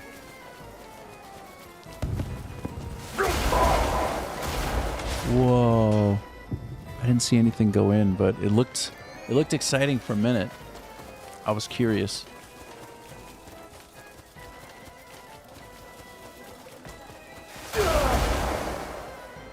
Huh? Yeah, you see, if I just punch it normal without running, I don't get any motion. But if I get myself if I get a good running start, it seems like better things happen, and then everything resets. I gotta reacquire my spirit force. Alright, this is my last kick at the can. I thought maybe I could bang it just right and have something drop in. By the way, this was this idea that I got to you and try this in the first place is a combination of Adam Meisner and a guy named Skatta. Skatta's from Finland, Adam's from the States. Skatta's like an Uber content creator. He's got like, I don't know, 15 million lifetime views, and Adam Meisner's an author. So if you go to adammeisner.com, you can read some of his free PDFs of like parts of his stories. I mean, he's a world creator, right? He's a writer, and he's made a few books, and he's currently working on another sci-fi thing. He does high fantasy, but also some other stuff, and he's currently also making a comic book. So that's cool. I'll have to see how all that tracks and check it out. Okay, well that's that. That's that. I tried to do some of the banging, the shaking, and no such naive. Let's see. Let's carry on with the main quest line, shall we? Because we're halfway through that epilogue, and I think it's worth... ADHD simulator. There was a golden silk spider. Of course I had to stop everything and pick it up. A spider? Sure, let's pick it up. Wait, what's this? It's like you can just get lost in minutia. Oh look, now fireworks. So why don't I just stop and stare at those for a while? No, I'll get a house centipede. Ah, nice night. Nice night for fireworks, I would say. In the world of Crimson Desert, sure. Sure. But anyway, I'll go to my map view instead and figure out where this next place to visit is, which is going to be... Where is it? Oh, there it is. Well, where's the nearest point? Oh, yeah, go check out this guy. He's a big, larger-than-life engineer. Oh, there's also something here. I bet you it's a fast travel point. I'll start from over here. Then I got to make my way all the way over to that area.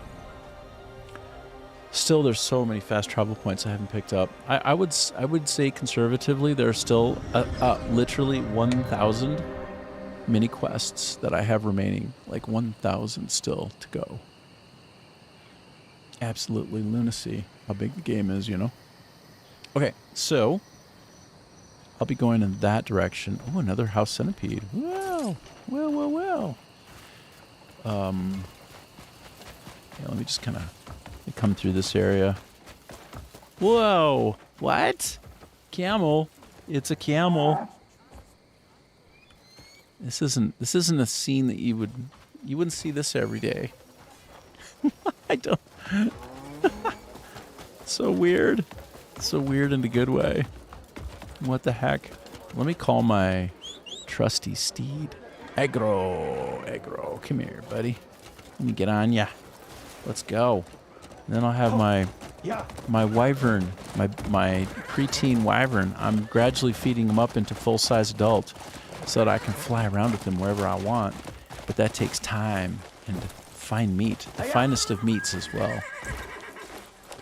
I'm just taking my own diagonal, my own straight line. Did you know if you go around a square, like if you're trying to go 200, let's say you're trying to go 200 steps, or like from one corner of a squared off like space. If you go whichever way you go, it'll be the same distance, right? It'd be like 200 steps. If you do a diagonal from one end to the other, that'd be like 140 steps instead, right? But if the way that you achieve the steps isn't a perfectly straight line, but instead of series of smaller little like angles, like right lines, like right angles, that it'll still be 200 steps. Anyway, is true, but still kind of strange. So you figure if you approximate a diagonal with a series of right angles, if you approximate it, that you would have fewer steps to go to get there. But no, not true. Not true. Wait, was there, I think, hold on. Right, I wanted to go over here. I want to investigate this question marky area, which I don't know what's over here. Man, this is a legendary mount. He's amazing. And so he can do crazy stuff like, oh, that's exactly what we wanted. Brrr. Give me that fast travel point. Get over here and give me your efficiency. Yeah, baby. Hell yeah. All right, I'm going to go then over and talk with this guy, this Gorthak fella. But not before I take a quick fiver. I'm going to take a quick fiver. We're at about 2 hours, 15 minutes. Adam Meisner says, isn't it like the Freemasons that walk like that during ceremonies, those zigzags? I mean, could be. What's nuts, though, is, like you go around the square, it's 200 steps. You go diagonally, it's about 140 steps. Relatively, like that's the approximate value ratio difference. But if you approximate the diagonal, instead of a true straight line, it's like stepped, right? It's still 200 steps. Like no matter how you carve that space up and try to get from one corner to the other, it's always exactly 200 steps. Like universally, 100% always, no matter how much you approximate it, as long as the way that you constitute the pathing is like right angles, everywhere, however you get from one corner to the other on the opposite side, always 200 steps. If going on any particular outside, if going the perimeter is 200 steps straight through is 200 steps as well. Even though it absolutely is not the same literal point-to-point distance. Yeah, that's the math of it, brah. So anyway, straight lines are the way. Approximating it, not so much. But then you start getting into the weird math of what does it mean to actually take a straight line. The act like a true diagonal. Can you achieve a true diagonal? Not really. You can get closer. But yeah, if you do it by way of right angles, always be the same distance. All right, so yeah, I'm gonna take a quick fiver. I'll be back. Enjoy the warm flapping embrace of the wyvern. Love it. Let it love you back. We are in the game capture view there. Okay, so yeah, give me like 5, hey. Let me throw up my timer. That's gonna revert to. See, that's the last time I reset it. It's not accurate, man. Not accurate. Let's reset and start. Okay. Yeah, I'll be back before that's to 0. At least that's the plan. Thank you.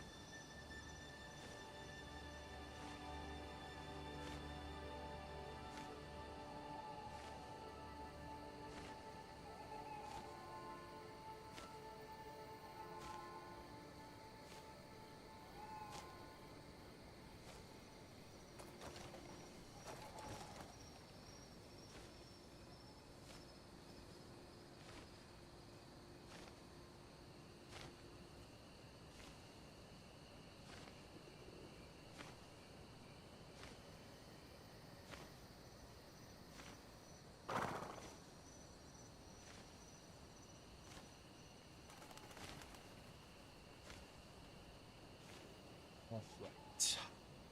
Well. Sorry about that. Ajib, you having connection issues? You're on the trains again? Oh, okay, gotcha, buddy. Gotcha. Well, no worries. Right. So, I'm going to turn on my audio, my text to audio. Well, I hope you get where you're going to, Ajib. I hope you have a good one doing that. Adam, I was thinking about this funny walk in Freemason context, and you got me Adam wondering. Misner says, banana nana. Exactly. So I'm going to go off my game capture, as I want to do. And let's see. Actually, let me not do it on YouTube. No, thank you. Normally I would. But, okay, so Freemasons and their right angle walk pattern during ceremony. Edgecon8048 says, there he is. I watched yesterday's podcast. Oh, what'd you think? I don't even remember what I did yesterday. Was it good? Or was it weird? Or was it lame? Or was I a tired baby? I don't even know. Edgecon8048 says, enjoyed the podcasting interview element. Oh, right. Now I remember. It was so hilarious. Shows you how easy it is to forget. But that was my favorite one. That's my favorite one that I ever did. Just because I got to just chat with somebody live. Like, what's better than that, really? So yes, with Adam. So the practice of squaring a lodge or traveling at right angles within a Masonic lodge is a recognized tradition rooted in both practical historical necessity and symbolic philosophy. Oh my gosh, it's a thing. The floors often contain designs and instructions for that day's work. Tracing boards, wow, etched onto the floor, wow. To avoid marring the drawings, they would walk about it in just such a way. Either straight lines or make turns at right angles. The right angle or square is a fundamental emblem of virtue, representing honesty, uprightness of conduct, and the ability to square one's actions. Wow. Straight and undeviating line of conduct. Wow. Squaring the lodge. Edgecon8048 says, it was great. The UFO files were a bit of a disappointment. But there's one thing that struck out.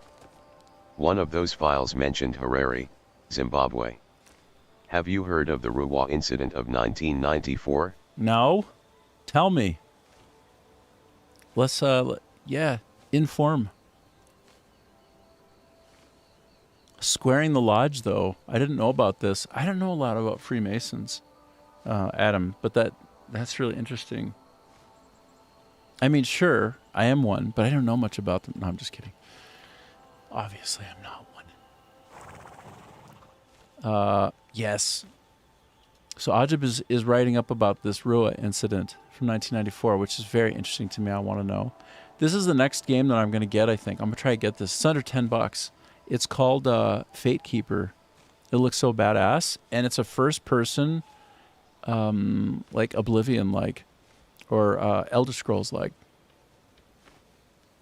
And they're very actively making it. Add it to my cart? Yes, please. Oh, I think I already actually got it twice, yeah. But it's on a discount for the next hour, the next day or two. So anyway, I'm gonna get that one. I'm gonna do it. We'll play it. A guy who was on earlier Adam named Misner Raven says, looks like a Dark Messiah thing. Dude, it looks so cool. Edgecon8048 says, look into it. If you have time. 62 pupils came across not only a UFO ship but apparently aliens disembarked their ship. 62 attested to this. There is a lot of debate on this. Adam Misner says, first-person fantasy kicking simulator. EdgeCon8048 says. At their freaking playground.at school. All right. Challenge accepted. I'm going to copy that text. Yes. So cool. So, yes. Anytime I see the ability to, like, this is Sparta, somebody down into the depths of their certain destruction, that I'm interested. And yes, I have heard of this now. I have heard of it. And it seemed like potentially there was some legitimate veracity to it. Something to be seriously considered. Yeah, that was an interesting one. For sure. Let me just see what comes out of this. Oops, I didn't mean to paste literally the entire thing. The Ruwa incident. Adam Misner says, were all the witnesses African tribals? Because they still attack people for vlogging because they think they're having their soul stolen. I don't know. I don't know about that. I don't know. The story of children in Zimbabwe encountering a UFO. This is like a... Is this like a 1 minute thing? Can I try to rewatch this a little bit and continually start and stop it and it not be a problem? Red is not a choice. It's a command. One stroke. One stroke. The Joe Rogan Oh, this is 8 minutes. That'll be too much. I was doing my first documentary back in 1997 when I was just naive enough to think I can get an interview with Steven Spielberg. We had a mutual friend involved, this woman Janet. And she gets back to me and she's like, yeah, EdgeCon8048 Spielberg's definitely says, not going to meet with you, but one of the docs he you knows you're opened working on this yesterday UFO. mentioned Harare, Zim. So, maybe a hot spot. Yeah, totally. Yeah, it's wild, right? It seems entirely plausible. It makes sense. Let me take the timer off the screen. I always forget to do my timer, bruh.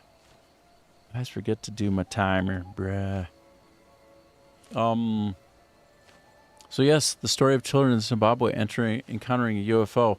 I mean, when you look at the number of people involved, is people from, I think, all over the world. Like it was a school that involved, like there were some people from, I don't know if it's like a Christian enclave or what, but helping teach Zimbabwe children. But I think also like their own children, like they bring them to the school. So I don't know. I don't know about that, Adam. But I know that at some point we got to believe somebody in this life. Ty, just turn the damn timer on again. And I don't care about the color of the skin.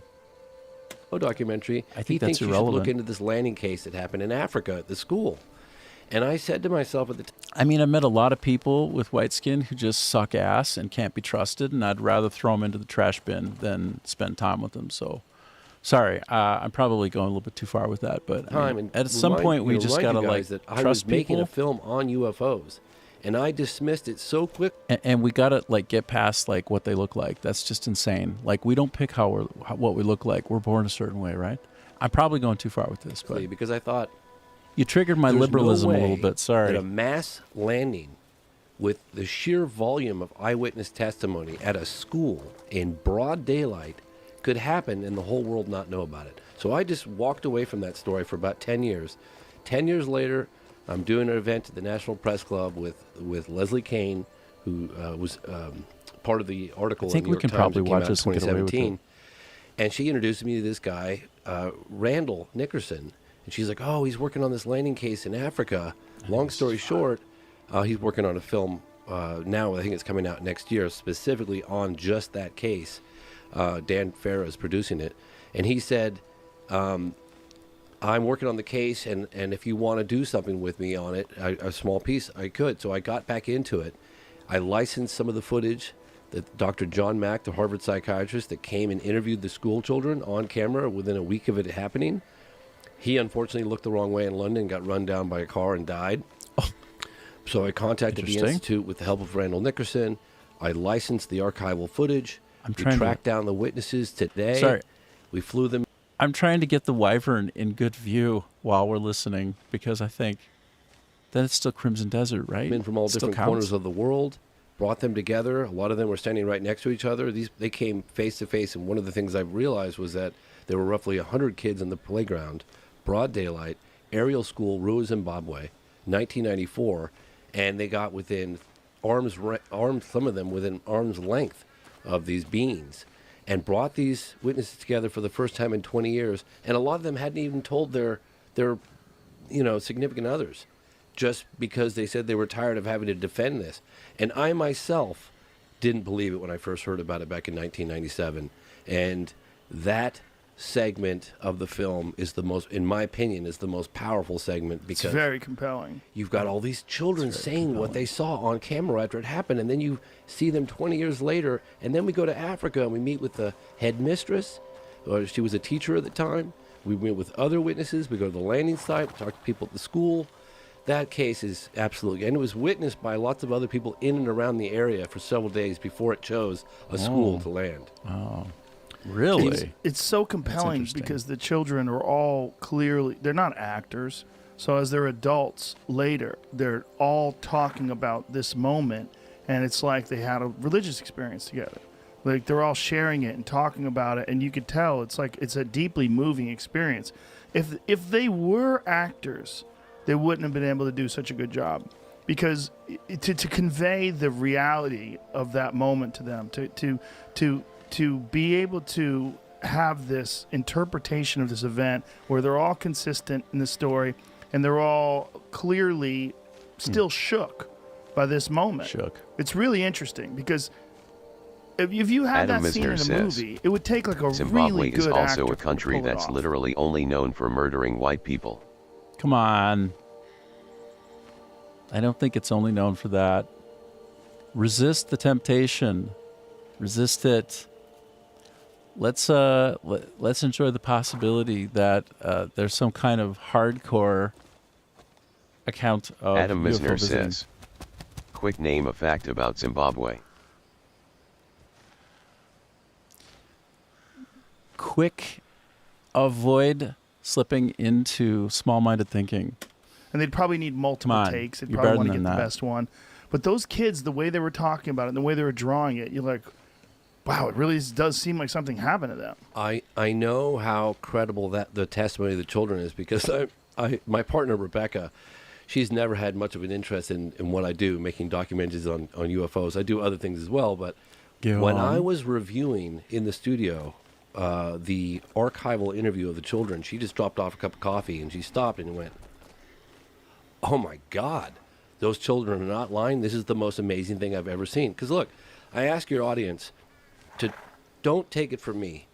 Just suspend judgment for a moment and imagine, hypothetically, if a UFO or several UFOs landed at a school in broad daylight in Rua, Zimbabwe, Africa, and interacted telepathically with nearly 100 school children. Telepathically. Not all of them had telepathic, but seen the incident. How significant of a story would you give that? Well, not only that, they had the same message. Yes. What the telepathic message was that technology is a real problem. Yes. And there's things that people are doing with technology that are going to ruin the earth. Yes. And they were trying to relay this to children, which is very strange. Yes. You know, Yes. I mean, maybe Children they just are our thought future. they were adults because they were the same size as the aliens.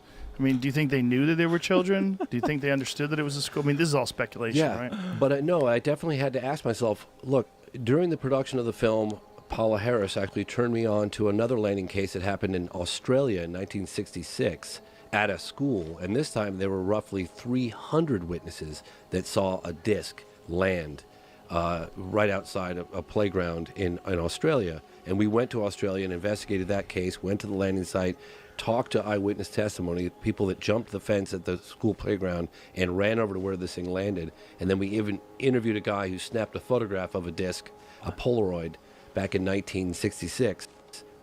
Hold on. I got a great idea. Give me 1 second. To me, this is a great idea. Hold on. I'm going to try to make this so sick. All right, let's continue. Holy shit. Let's continue. I want to get it closer. Bigger, closer. Now let me try and get back to that. EdgeCon8048 says, if you watch the interviews with the kids, it's on YouTube, I bet. Oh, yeah. Intriguing stuff. Oh, yeah. Their accounts are all almost exactly the same. Yeah. Well, no doubt. days prior to the incident. So it's very probably that we have photographic evidence. We have. I feel like this particular wyvern is a little bit alien-like. He's got those eyes, right? He's a little bit like, what's going on here? Eyewitness testimony, and for the first time, we've got testimony from a science teacher. So, why do these things land at schools? Right. It seems like, and I'm just totally speculating here, but it seems like if I were going to do that, it seems like a pretty benign environment. When you have testimony from military guys that we take a fairly hostile position towards things that penetrate sensitive military installations, and so maybe I'm just saying maybe it's safe. Maybe it's safe. But we have to stop reacting to intrusions by UFOs as a threat. I mean, that's the whole thing behind this new task force. And as much as I respect, the task force, my colleagues and I want to cooperate with them to the extent that we can bring information or resources to what they do. But there is more. This should not be looked at specifically as a threat.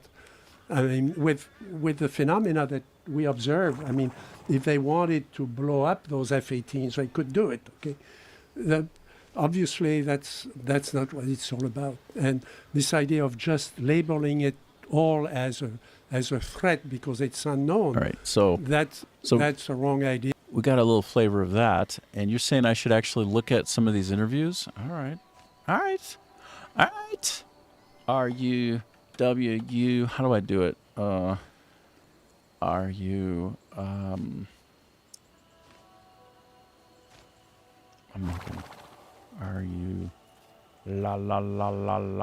there it is. RUWA interviews with children, alien event, something like that. How we do. Traveling the world, just All right. arrived to a new destination. We're gonna find out. Don't know We're gonna how to F get around and or find how out, to do it on okay? a budget. 12go.8. We were playing down over there on the log. Yeah? And then we saw something shiny, so we all ran down over there. And it was in the early morning? It was at break time. Yeah? And then we saw something shiny. And we saw two people. They were in tight black suit. And they had big eyes. And we didn't actually see their nose, but it was quite small. And their mouth was quite small as well. One of them was running in slow motion up across the ship. And the other one was standing beside the ship.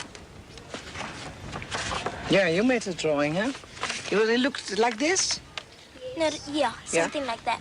I couldn't see the eyes or the nose or the mouth. It So, was just Adam, black. do these seem like the Like a heathen piece that of you're paper. trying to depict and that you're trying to capture? Well, when they came, I thought they were Come on, crazy. dude. You gotta stop thinking like that. First thing you thought? It's just not I thought they were crazy just based in coming to our reality. school doing nothing. And all I saw was something like silver coming down, and I said, what must that be? And everybody's crowding it. I must go crowd too. And then I went and I started crowding, and everybody, then more people came and more. And then I said, hey, I can't see anymore. Come on, somebody, I'm short. Come on. And then I went to the front, and I started seeing more of them, and then Adam I Misner just ran says, away. You don't see those The kids day and think before they should be the allowed to spaceship live. came, my friends and I were sitting in the playground. I mean, let's just try to keep a grip on reality. Adam Misner okay? says, think. I mean, let's just, like, you weren't there. A lot of it is hype. There's probably some truth in what you're saying, but let's just enjoy this alien shit instead of making it some kind of racial thing. It's not a racial thing. I think you can see that these are rational human beings, and let's just call them humans and move on. Okay? Like, the whole nationalism thing is just foobarred. It's just lazy thinking. It's just you're dissecting, you're cutting and pasting things and slapping them on top of reality in a way that's just disfiguring and absurd.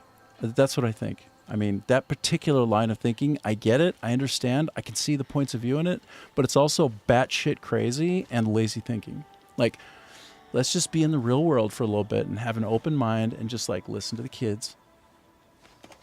And one of my friends, her name Emily, she looked up into the sky and she said, "Oh, there's a UFO." She said, Adam Misner says, I looked at it and she said, "No, it's just kidding, lazy it's an thinking airplane." to just And we pretend looked a up and genocide didn't happen because it's uncomfortable. I don't have a problem squaring up to reality. I have a problem when people whitewash everything. Like, stop it. Stop. Doesn't make sense. It is lazy thinking. Nothing is that simple. You just say a couple of things and you think you captured reality. You're far from it. I'm on the other side of the planet in southern Vietnam, and there are a great many things that people think about from the other side of the planet about Vietnam that are completely fucking wrong. If you actually want to go to a Christian place and hang out with Christians, why don't you try southern Vietnam? There's way more people actively practicing Christianity here than you would ever see in the States anywhere. I'm fucking serious. So like all of these thoughts that you have about other side of the planet are fucking wrong and baseless. You just think that they're a fact. You say they're a fact and you think they're a fact because you can say it. Doesn't Adam mean it's Misner real. says, I'm not Christian. Well, nobody's perfect. I thought to myself, that can't be an airplane because it was very shiny. It looked kind of like a cigarette, you know? I'll be right back. It was a long thing. She's and going then to on the end describe it a was all cigarette. shiny.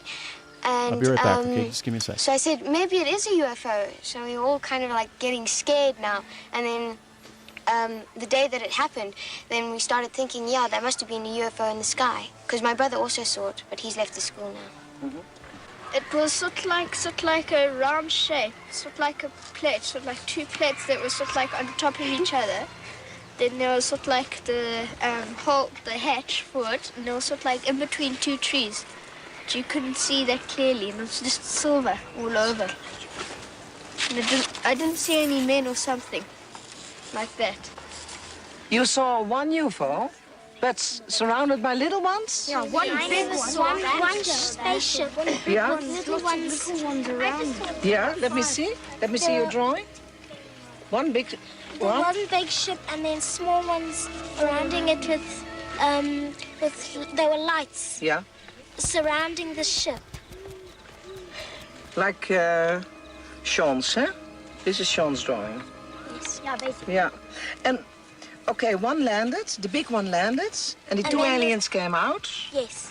And what happened with the little ones? The little ones, they were just flowing around in the air. They didn't touch the ground. They didn't touch the ground. And that, these made the silver lights? Yeah. They were making different color lights, like green, like they'd red, flash to green, then they'd go to blue, and then red, purple. green. Yeah, purple and red. But it was like it was going like each one to each one, but quickly. Yeah, like they'll go there and then it'll vanish, and then it'll go there and vanish, and then vanish. Oh, really? But going quickly, like as if it was one ship moving. Yeah. Places. Candace's drawing. Come on. Were they yellow? No, I didn't have a silver crayon. Every mosquito in the room flies straight into this lamp. This college kid discovered the one UV frequency they can't resist. This simple but brilliant trick you can do tonight to eliminate all mosquitoes around you is taking the US by storm. A genius student from Texas is disrupting the billion-dollar pest control industry in the US with a device that eliminates mosquitoes from any environment in record time. Daniel, a 24-year-old molecular biology and bioengineering student, came down with an unusual allergy. For most people, mosquito bites cause itchy red bumps on the skin. But for Daniel, they result Dude, in how extreme dare you painful- give me a commercial about the mosquito So bites? I did it yellow. Dare you. So, but what happened? You came home and you told your parents. Yes. Some of them didn't believe it. My mom didn't believe me. Your mom didn't believe you? My mom also didn't believe. I just catch up with what Adam sent. I think it's way more interesting about the aliens than about hearsay, about what one people do to another people. I'm sure there's a lot of evil in the world and a lot of bad things been perpetrated all over the planet. I can think of a lot of examples. Is that hard? Because if you see something and nobody believes you, what happens? Yeah, you feel start sad. You start to You talk to your friends. You start to think as if it wasn't true. Yeah. And people say to you, no, it wasn't true. So you think it wasn't true. Then you think that you're mad. Yeah. Yeah? And after that, you get all upset.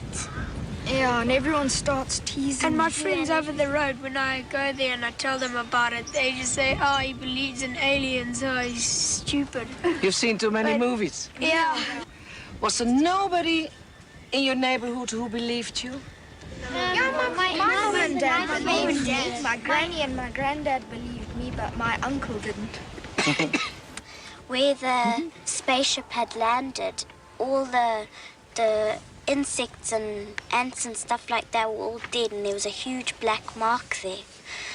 And my mom said it might have just been a fire there, but I don't think there was. I think it was the alien ship. Yeah. But you've gone to the place, of course, and have you seen anything? No, we weren't allowed An there. evidence, I mean, that it was there? Some other people came to the school and they went out the boundary of the playground and they went to go and see what had happened there, and they saw that the grass was burnt and all the living things had died there in that area. Him and his parents and his brother and sister all believed me. And my mother just believed me, but my dad didn't believe anything I said. Anything. And did you describe it to them?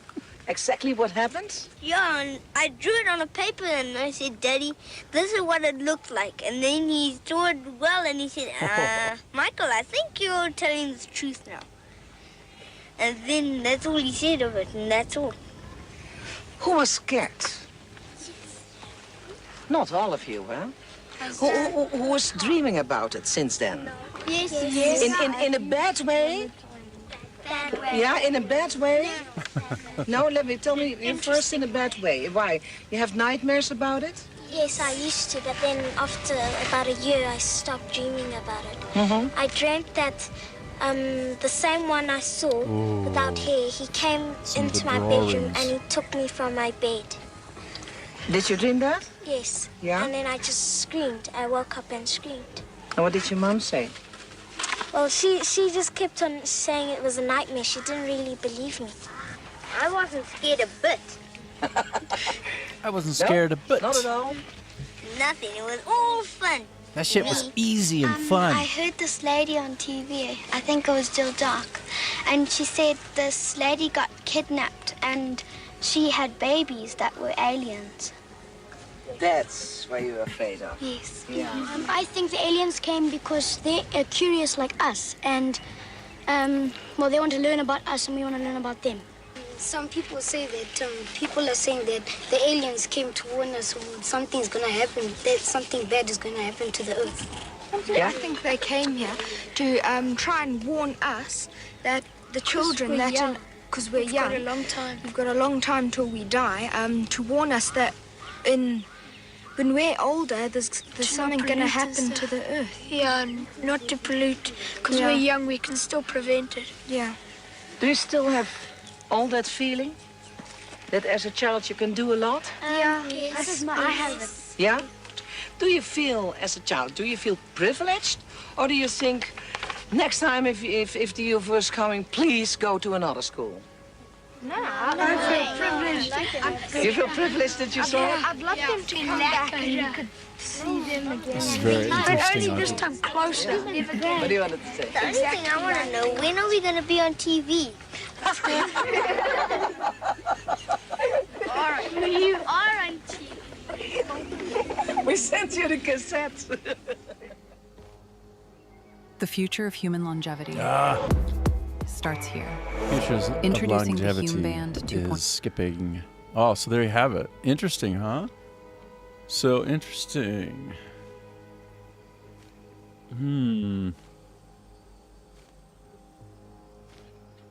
Very interesting. What else do we have along these lines? Anything else? Oh.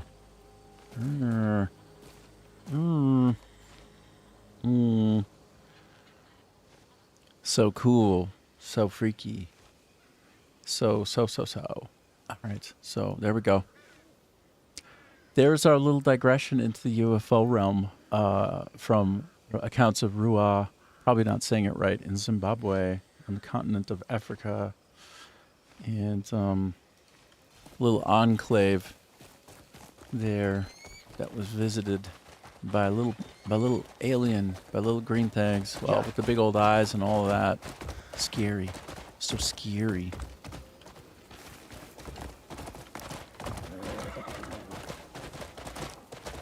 And I think I triggered a little bit somebody not liking the conversation because it's based out of accounts from Africa, somewhere there. Oh well, too bad. The whole planet is relevant and important and filled with people who are good and bad, of all different types. So let's all try to focus on what the real world has and what's really happening everywhere, that there's not just one good people, but they're wherever you find them. I get really frustrated with small-minded thinking, and I can barely even handle it sometimes. Very anti-Christian, or whatever other valid, important way of looking at the world that consolidates people around the idea of being good to each other, however you want to put that, wherever you want to come from, whatever the angle is. But when we start treating each other like the other, instead of that we're all one, then I get pissed off, and I get really tired of it, and I don't want to hear it anymore.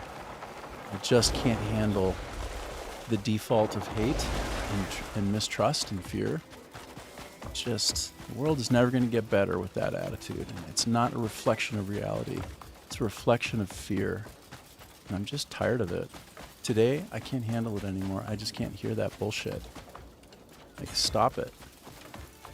Find your goodness, that center of you that gives people room to be who they are without hating them by default.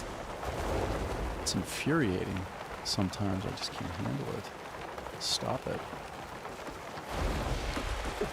So anyway, yes. Here we are in Crimson Desert, having a good time. I think that there are some secret objects. Oh, this is the guy I need to talk to anyway. Let me pipe down and just let's give it a moment with Valgash. Things seem to have settled down. That you, Greymane? Seems you've aged a few years. I might have. He really has. He looks older. You must have been through a fair bit of hell. That's crazy. So it wasn't just it just wasn't my idea. The war left us. He really is like aged at this point in the epilogue. He come to his senses, apologized, and offered various kinds of support. Though the bastard sent one of his damned bugs, saying they'll help rebuild the city. Like I'd ever let those pests enter the city. They slaughtered my men. Told him to shell off, took the supplies, and that was that. Lunatic. Tell it to my fish face. See the A-tag over there? I want it. I wants it. What's it doing out here? You've only seen her as a weapon of warfare. But I took to tinkering with her, and now she's refitted for field work. Fine little thing, too. Does 10 men's work without a word of complaint. Though, after all that's happened, everyone's a bit unsettled by machines. They've seen what happens when a tool slips out of human hands. But we still need them in our lives. We'll just have to look for the right balance. I'm sure you'll manage. I hope so. And congratulations. Heard you blew the Sky Fortress to pieces. Well, if I'm being honest, I didn't actually think you'd pull it off. Well, I should get back to supervising. Make sure to come by when the city's rebuilt. All right. And in this game, that probably means if I come back in 3 or 4 days, it will actually be done, and there'll be differences and some new thing to do. It's not just silly words. It's kind of amazing how, the world building in this game is just kind of, whoa, peerless. What? What? Where was that ATAC? The ATAC was there and now it's not there. I was going to jump in it and just like take it for a spin. Where is that ATAC? I don't know. Where's that ATAC? I don't know where that ATAC is. I don't know. Okay, well, I want to take off his helmet. I want to assess his age because he does seem to have aged for real. Oh, yes, and I had changed the way he looks a little bit. I had customized him. Oh my gosh, he's totally gray-bearded. He's gray-bearded. Oh my gosh, age and everything. What? This is totally hinting at some kind of intersecting, time-shifting, something fascinating going on here. Like, wow, I think my beard almost got to that before I shaved it down about 4 or 5 days ago. I was about there. I was working on that. Oh, he's kind of covering up his scar. Oh, that's nuts. How cool he's aged. I did not notice that before. So in the main storyline, he's not that old. And now you get further along and he's... That's crazy. I know that there's this bigger through line of like multiple kicks at the timeline, like constantly going in and out trying to make it better with a couple of heavy hitters who can do that, and they're trying to get control over a bad situation like across space and time, something like that in the story. So it's got kind of a overarching, I don't know, paradoxical time travel thing going on in it. And this is the first I've seen of it really clearly on display in the game. That's really neat, man. That's really cool.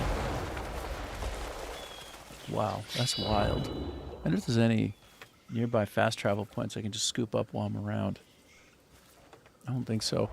So I want to just like go sleep so I can feed him and make him bigger. Like, I don't know if I've played long enough now in the game for me to just like take a big long 12-hour nap, shift the time, and try to feed him up. Because we look at where he's at right now. He's this pet is like midway through level 2, I hear. And I fed him till I couldn't feed him anymore.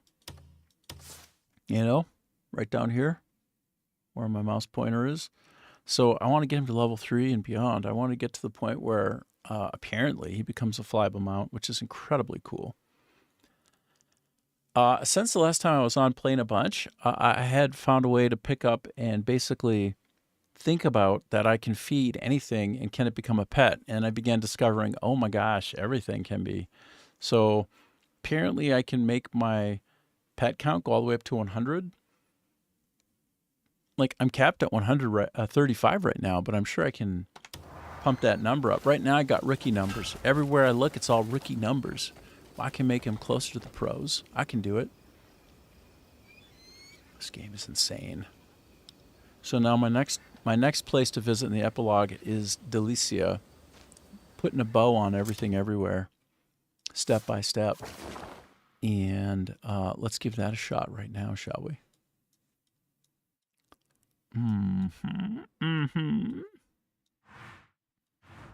Well, I'll go to this churchy area. I've been here before. Found the secret hidden area, which was quite cool. You had to light 2 different candelabra, and then it descended a hidden elevator. Get in it, go up, open up your hidden treasure, get your good thing. I don't even remember what it was. Everybody here is like straight cray-cray. They're all in virtual reality. They're like, you know what? Real life is kind of shit. I'm gonna augment everything with this.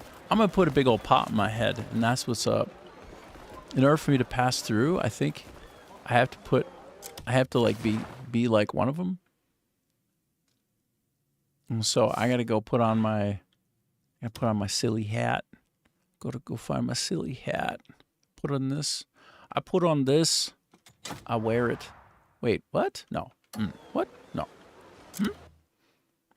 Oh, okay. I got to go through it in a different way. Yeah. There's like 3 or 4 dials that you got to flick around, and I'm barely remembering them. Okay, armor. Put on my helmet. Yes. Yes, I have all of these. Yes. Oh, the Herald of 6 o'clock. 6 o'clock pimp hat. I remember that one well. This, I gotta put this on. And they'll be like, oh yeah, you're one of us. Yeah, you can pass through. Sure, no problem. Sure. Oh, hang on now. He doesn't look dangerous. He's not. Seems so. He's regular. Don't cause trouble. You hear? I'm not gonna cause any trouble. You may pass. By the way, I decided today I'm going to go for 1 more hour. I'm going to do 4 hours instead of 6 today because there's some sunlight out there here in southern Vietnam that's waiting for me. Well met. I want to make sure that I go enjoy that with special someone over here. So I'll do that. That means we got about one loose hour, 55 minutes or so to... Let's make some progress. Let's get through the storyline, hey? Let's get through the epilogue. Let's just make it happen. I need to read the memory about the secrets of the helmet? Do I? Okay. Am I in the epilogue space right now? Or did I just, like, shunt myself into a different part of the journal? Oh. Oh, I am supposed to. Okay. So, I don't know how to do that. Because the game's like riddled, it's loaded with complexity everywhere, every which way. I literally don't know how to do a memory. Like, I think I stumbled into it just a minute ago. I'm like fumbling around now, like, what do I do? I'm gonna go to, you know what? I'll tell you what. Trying to find a good change to my Twisted Thorn. I'll just leave this. I'll leave the thorn alone. I'll leave it there. Okay, so if I click this now. Okay, got it. Now, which of these am I supposed to do? Maybe it's in clues. Am I following? Is this the right thing? I don't even know. Civic affairs? Someone living under a bridge? I don't know. Incidents. Can it be incidents? Oh, I don't know. I literally have no idea. So,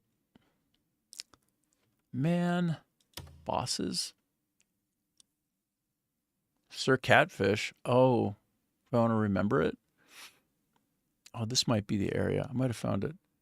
I gotta sneeze. 1 sec. Apologies. I gotta sneeze.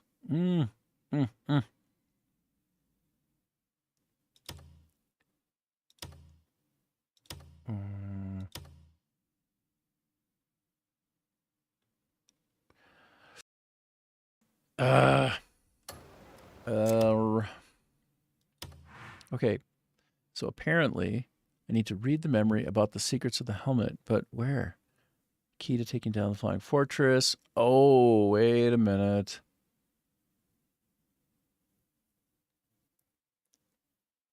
I don't think I've... Well, yeah, I did do a flying fortress. I didn't do the one that I've seen online. There's still so much game to be played here. Toggle tracking. I don't know how to do this. I literally don't know how to proceed this. There's nothing on the minimap. I'm supposed to read a memory, but what does that mean?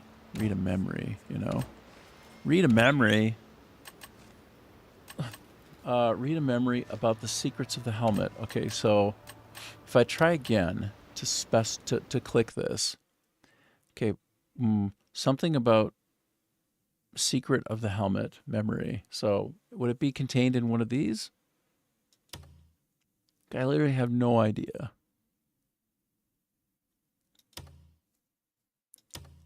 Clues. A secret reckless challenge. Remote ruins. Okay, so am I in Delicia? At least I'm in Delicia, right? Oh, this is it. I found it. That question mark was a bit buried, hey? Okay, well, we found it, though. I did it. I'm going to play it. Cool. I managed.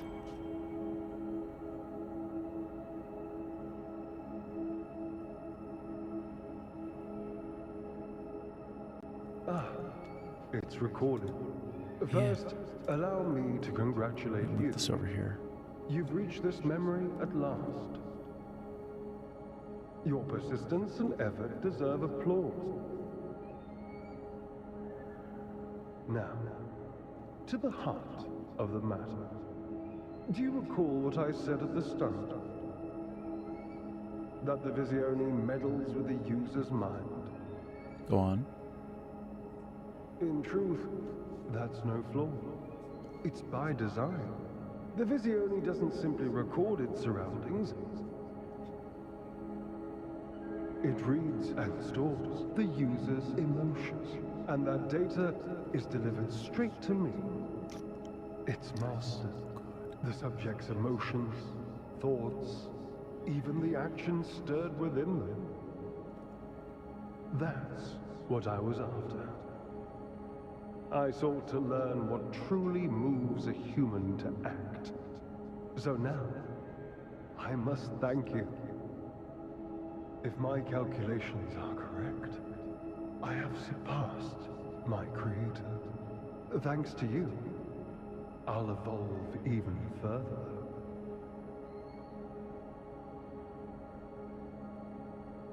And in the days to come.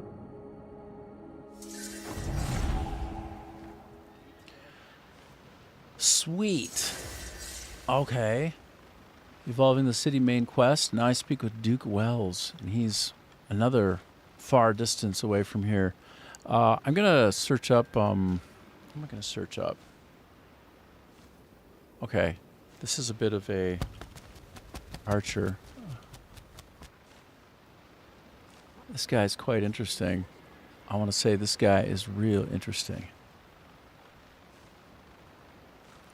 And this guy, Donald Hoffman, fascinating guy. You have a very radical conception of consciousness. What has that done for you existentially? Well, I thought of myself as a little object in space-time, and the death of the body is ultimately the death of me. And now it's, well, our best science says that this is, my body is just an icon in a headset. So in some sense, it's just an avatar. This body is just an avatar. It's not. And so death is more like taking off a headset. You have a very radical conception of consciousness. What? So this guy, I listened to a podcast. I've been going a little bit further afield of late. American Alchemy with Jesse Michaels. Looks like Michelle's, but Michaels, I suppose. He's a real keener for science, and he's a big UFO conspiracy guy, which makes it for really good falling asleep to kind of podcasty stuff. I find that in order to fall asleep, I like to listen to podcasts. Hey, John, how you doing? What's going on over there in YouTube land? It's nice to have you. We're playing some Crimson Desert, but we're also just randomizing a bit of a whimsy here. I just got out of the Visione helmet, and it conjured in me thoughts about this guy, Donald Hoffman, because he thinks that our reality is basically very comparable to, like, we're all walking around in headsets, like VR. And yeah, that's not like the first time anybody's ever thought that and brought it up and kind of like mused about, life as a simulation and what we see as a simulation and not necessarily we're hitting the metal of reality. That's nothing new, not really. But Hoffman really packaged it up in a fantastic podcast, and I think you can just track on him. He's probably got a Substack, but this guy's interesting. It's hot in Seattle. You're still up? Yeah. Well, if you keep listening, I'll be on for like another 50 minutes or so. I'll probably put you to sleep, hey. I got a certain way of putting people to sleep. I don't know if that's good or bad.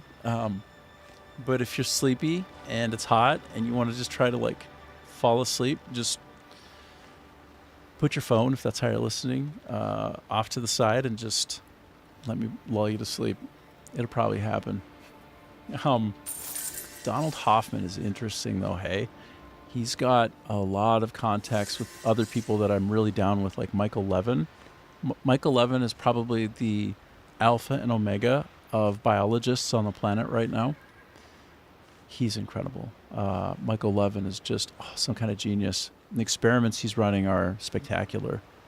He's probably one of the great scientists of our time, Michael Levin. So this guy is currently doing a partnered research on some really weird stuff, like about, how you use Roku, but thank you. Roku, good for you. Roku, cuckoo with Roku. Awesome. This guy though, man, look for him. If you're looking for something to really kind of like zone out to, and it's real weird, American Alchemy on Spotify or wherever you get your podcast, and go find the one that's titled MIT Scientist. Your brain evolved to ignore aliens. They're everywhere. Hey, Black Cat, how you doing? We're playing a little bit of Crimson Desert, sort of, and also randomizing. It's going really well. I'm just hanging out, chilling. I'll be on for like another 50 minutes or so, then I'm going to hop off. Yeah, American Alchemy, exactly right. It's super fun, and they're really some top people. Like a Brazilian guy who's running for president, right? He's running for president, and he was already like at the top levels of security in Brazil. Like he's like their number one guy, right? For kind of like foreign affairs, that sort of thing. He came on for 3 hours and was just chatting with this guy on American Alchemy, basically saying like 100% aliens. Yes, we've seen them. I'm under obligation with the U.S. government not to reveal it and say any more, but if they actually let it loose, I will too. And yeah, it's a thing. It's real. Can't say a lot more. Just like, wow, it's so crazy and weird. And like, if you want something to fall asleep to, kind of like numb your mind, but also kind of make you feel a sense of wonder, this is the one for you. You'll love it. So I really fell in love with this guy on the interview, though. Like, it was a 4-hour podcast, I think, and it was, boy, was it like a rabbit hole to dive down into with this guy. He's got a lot of strong top contacts with some of the best, biggest scientists, the biggest names on Earth. He's the real deal. You should check him out. He's so weird and so interesting, and I think he kind of is dialing into something wonderful. Yeah, just dig in. It's a rabbit hole. See where it leads you. It'll lead you to a good night's rest, if nothing else. I almost promise you that. Basically, the more absurd it is, the more that's what I want to listen to so I can fall asleep. I want to be kind of distracted until my brain just shuts off. That's the way for me. Yeah, the game is just as beautiful as it ever was. I came back to it recently, and I got this pet here. You see this beautiful little wyvern? See this guy? Hey, buddy. How you doing, buddy? He's level 2. I'm trying to get him to like level 3 or 4 or something. I don't know. And eventually he'll be so big, he'll be so grown up that I'll be able to ride him around, fly with him. Yeah, he's cool. He reminds me of a Sleestak from the Land of the Lost. You ever seen a Sleestak? Let me show you a Sleestak. What's like, you'll see what I mean. Sleestak, Land of the Lost. These guys, these fellas. So this wyvern he's a little bit Sleestak adjacent. Huh? This is from, I don't know, 1974. So even back then they kind of had this freak fest about aliens and weird looking things with big almond shaped eyes. And so yeah, tell me this isn't like Sleestak adjacent, you know? Tell me we're not kind of in that realm. Are we not in that ballpark a little bit? Hold on. So, Bistrui, did I hear you say earlier that you live in South Vietnam? Yeah, I live here. I've been here for 3 years. I came to work with a buddy of mine. He used to work at Oculus. Right when Meta bought them, he got like a really strong payout, and then he just like, oh, I'm just going to go live in Vietnam now. I'm going to start a company here. I'm going to marry my wife here. And so like, I followed him. We used to work together at Take-Two Interactive in California. So I'm over here. Like that company didn't keep going. We gave it our best shot, and now I'm just streaming 7 days a week for the most part, 6 hours a day. Today it'll only be 4, but yeah. Have you ever been? What about you, Bistrui? South Vietnam's beautiful. I'm like way high up in the mountains of Da Lat in Phuong Lambiang, which means like mountain of Lambiang. So I'm near a mountain, so the microclimate here is quite cool.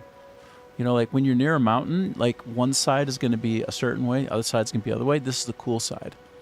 So when I come within like a kilometer of getting to home, all of a sudden the temperature drops like 2-3 degrees Celsius, which would be, you know, a lot in Fahrenheit. And I'm just saying, like, dude, oh wow, the weather here is quite nice. If you're in the right spot, in Vietnam, you can even see your breath sometimes at night. It's like, you normally think, since it's a jungle biome, that it'd be baking hot, but it just depends. Washington State is the same. Yeah.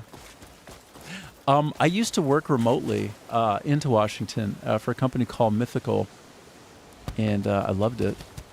Never been yet, Basturi says, but my wife is from the Philippines. I have been there several times, and we have landed there. I love the people here. I love the food. I love the culture. I just love everything about it. It's, you know, there's like more than, there's probably about a bike and a half per person. Maybe it's more like 2 bikes per person. I mean, motorcycles. So it's like a motorcycle country. Everywhere, everybody doing crisscrossing, crazy curvilinear things through intersections. If you want to feel like you're alive when you drive a motorcycle with like maximum intensity, yeah, come here and drive. Like, go to the what is it called? The Ha. Oh, I can't think of what it is, but up in the north, there's this amazing loop where people do like a 2-3 cruise on their motorcycle, and they say it's like the best motorcycle drive of their life. So, and you know, your money stretches a lot further here. So if you come here for a vacation, you can even get like a 90-day visa, right? You can just go from north to south and just literally have the greatest motorcycling experience of your life. It can get a bit crazy. Dude, it's super crazy, but you know what? It's interesting. There's an encoding of culture inside the way that the driving happens here, which is, it's maximally complex. Nobody can be sort of like driving on autopilot. Everybody's ultra focused. And what you have are people in a state of, given the complexity, because it's like people don't really follow the rules of the road. There are like implicit hidden rules, but you have people coming from all directions all at once, and it's all just kind of crisscrossing. Vietnam is visa on arrival. It can be. I think you're better off getting it ahead of time. Getting it ahead of time so you have it in hand. But I think sometimes you can pick it up. Yeah, there. But it's going to be less of a hassle for you. Like if you drop into Hanoi or Ho Chi Minh, just to like have it in hand. It's so expensive. I can barely afford to go downtown. Yeah. I mean, dude, everywhere in the States, there's been a lot of quantitative easing, like during and since COVID, that like the money goes maybe half as far. Like if you just look at the math, like your money has deflated in value, even though it might not be shown in various measurements that it has, but it has. Your money goes about half as far now since COVID. It's brutal, bro. It's crazy. But that's life. That's life.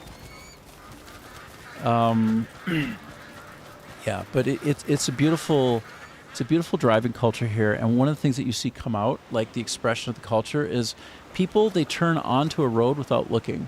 Now you would think, oh, they're just dumb.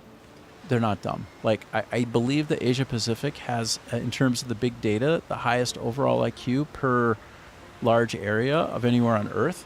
It's actually an amazing place to be. And on average, you run into people who are pretty bright. That's what I've found. But that's just me. That's like a data size. That's a set of one, N of one. Just me. But also the big data show it. So I guess it's not just me. But I would confirm it in a small, like in a microcosm when I'm here. And so it's not due to the fact that they don't have any planning in their mind when they drive. Everybody has everybody else's back here. Every brother has a brother, even if you're not related, and every brother has a sister, and you really see and feel it in every walk of life here. I mean, there are good people and bad people, of course. Like it's just the same as anywhere else on the planet. But like when you're out there driving, you see that people turn out onto the road without looking because they know and they trust that you got their back. And that's the way everybody drives, bordering on the absurd. And I will see people who run out of gas on the road, right? They're all out of the petrol, and they need to get to the next gas station. You'll see somebody come up to them, and they'll put their flaps on the back down so that, like, you know, if you had somebody on the back, you'd put your feet on those pegs, and they'll literally put their foot out from their motorcycle onto the other motorcycle, and they'll just push them for like a kilometer or two. Like they sort of like chain up and one foot down on the peg and pushes them to the next gas station. I saw two people bump into each other. One was literally reading on their phone. This is crazy, by the way. People are on their phones all the time, even like while they're driving a motorcycle at like 50 kilometers an hour. Like I can't do that. That's not me. I know. But then you want to talk about another beautiful thing. Somebody's on their phone, right? And they're beginning to try to put it away. And as they're doing that, they bump into somebody beside them, and they're not related. They don't know each other, right? I'm behind watching it, and I'm watching the traffic pattern. I'm like, oh shit, and I'm conditioned to think that when somebody does somebody else wrong on the road, that's a road rage certainty, right? Like if you grew up in the States or even in Canada, like, man, people get so aggressive on the road, right? So the one guy bumps the other guy, and they both kind of like this, right? And they're going like 40, and I'm behind her. I'm like, holy shit. And the one guy on his phone reaches over to the other, smiles, puts his hand on, and they're driving on their motorcycles, right? Like these people have been driving like their whole lives on a motorcycle. Like it's second nature to them. I mean, I myself have driven like two other people on the motorcycle with me, like and like a big 50-pound dog on my lap once. Like it's a thing, you get used to it. But he reaches over, touches him, smiles. The other guy smiles back, and they shake hands, and they just go driving. Like meanwhile, one almost wiped the other out. That is normal. That's the norm here. I sat down once to have a really nice kind of like pork intestines porridge. I sat down and I ate it, and I just crushed it. And apparently a lot of people from the West will find that really disgusting, and they don't like the smell, they don't like the flavor. And I happen to love the flavor and the taste and the smell, everything about that. I sat down, I ate it up, I just crushed it, right? And I'm just like pouring the rest of the porridge into my throat. It's called like gao long, and I loved it so much. And I go and I turn around to pay him, right? And he's like, no, for you. And he was just so pleased that somebody from the West would like enjoy his food that he just gave it to me for free. And I was just like, oh my God. And you would think that was a once in a lifetime event. Jeez, like this is a very poor country filled with loving people who take care of each other. I could give you about 15, 20, 30 more examples of this, but yeah, so yes, I love being in southern Vietnam, and I bet you would probably love visiting it too. You might have passed through it, passed through the airport, and it's third world, right? It's third world, you know, like they don't have a lot of money. So I have a lot of running theories about the third world kind of places on the planet. Like they're going to be dirtier, where people just throw trash and they're not as thoughtful about that stuff because like they're just like hanging on, right? All they know is like, where do I get my next meal? How do I take care of my family? You don't think about the simple things like I should try to recycle when it's third world. So once you get over that hurdle, right, and some of the curious smells and the amazing sights, yeah, I think you end up falling in love with the place. I'll tell you one other thing. One other example. My first week of being here, after I screamed my head off, I woke up in the middle of the night, like in a hotel screaming. I felt like I was dying. Like some part of me was achieving ego death because like the culture was so unrelatable, so different. And like everybody didn't look like me. I'm the only one, right? And I don't understand anybody or anything. And I'm just like, feel like I might die crossing the street because it's so chaotic. I mean, now I can do it with my eyes closed. And it's all about trusting people driving by you because they never hit you. Because they're actually really focused, they're smart, and they're good drivers, even though it doesn't look it, but they are. But after dying that ego death, basically, like having a transformative personality shift, I'm walking down the street one night, and I'm just like, it's after work, I'm getting paid like peanuts, right? Getting mostly consideration like, well, we'll pay for your hotel and like we'll try to find some money for the company, and if we do that, everything's gonna be great, and promise you riches, but only if we manage. And we tried, didn't work out, but So anyway, I'd be wandering around at night down, you know, alleyways or main roads or wherever my legs take me, right? Just trying to feel the world. And we are here so divided, so much hate now. I know. It hurts my heart because I have love for my home, right? From my home country. I have deep, deep love for the U.S. and I've never seen so much division.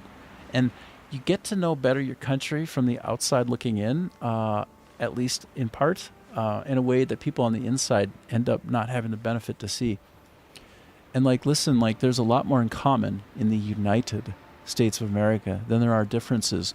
But we've been conditioned with social algorithms and I just don't know. I don't know. Like a lot of the political platforms are about creating misalignment instead of finding commonality, like getting to the center and holding each other's hands and finding that trust and finding that unity, right? Like when I was a kid in the States, I would go to church, like, you know, anyway, that's me. That was me then. That is me now. And I would be there with people of all political walks of life. And we would be good friends. And we would potentially, if we get into political conversation, have strong disagreements. But at the end of the day, somebody's going to be coming over for dinner that night. And it's going to be that guy from the other political persuasion. But like, we see each other's people. And you know what? We're Americans. You know what? We love freedom. We love our democracy. And we love what we stand for. And we believe in the Congress with its Senate and its House of Representatives and the judicial branch. And we believe in everything that it stands for. We want the best. Yes, those days are real and can get right back to them. But it has to start with like listening, not caring about the differences as much, and finding the commonality. Like it's the divided states of America right now instead of the United States of America, and it deserves to be united. It's a beautiful experiment that deserves to progress and to continue. Like I don't think all is lost, but people need to see each other for their three-dimensional uniqueness. Like stop looking at each other like you're 2D cardboard cutouts, like you're caricatures, because you're not. Like behind each person's eyes is a whole person with an entire whole life, right? Get to know that person, have lunch with them, have dinner, go out for coffee. Trust that even though you've got differences, that you have more in common. Just take a chance. Take a chance on what you don't know, and you might find out that there's a lot more there that you can agree with than disagree with. And then like find that center and resist the algorithms. Because the algorithms love chaos.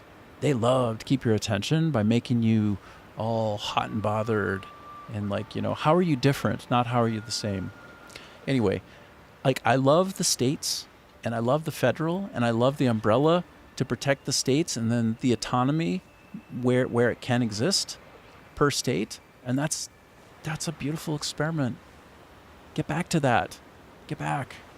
Anyway, blah, blah, blah. But Vietnam is wonderful because you see that irrespective of the government at the top, people, the way that they relate to one another, person to person, is quite beautiful. And quite like, frankly, the way I grew up in the States, in Minnesota. In theory, I agree, but in practice, so tough. I know. I don't actually have an answer. I just, have thoughts like you and wishes. I think one thing that could be nice is if maybe people could be more willing to listen to things that they disagree with to try to understand why somebody would think that way. I mean, the core of being a liberal, in theory, is actually that. So if it's going to come one way or the other, if one end of the spectrum or the other, like either the right or the left, is going to find a way to the center and like help meet the other side, it's got to start on the left, I think. It has to. Like, supposedly, that should be a strength of the liberal thinking, which is like, I can hold an idea in my head without being convinced by it. I can think a thought without becoming the thought. I am not my thoughts. I am the thinker. So I can therefore consider a whole variety of thoughts without being afraid to think them. I can try on a piece of clothing without becoming the cloth. Is that not the liberal mentality? of old? Is that not the way? I mean, and the irony, like the desperate, wild irony, is the shift in almost all of the thinking, where I tend to see more of a liberal thought process now on the conservative right side, which is like, what the hell is going on here? Like, if I want to have a conversation with people who might consider more what I'm saying, the right side might be listening better. That's hilarious. And like the less the dogmatism, the more the openness, the better the chance that we can get back to the center, right? The United States of America, the center. So as a person on the outside who has deep love for my country, all the way here from the other side of the planet in southern Vietnam, I hope and wish for unity.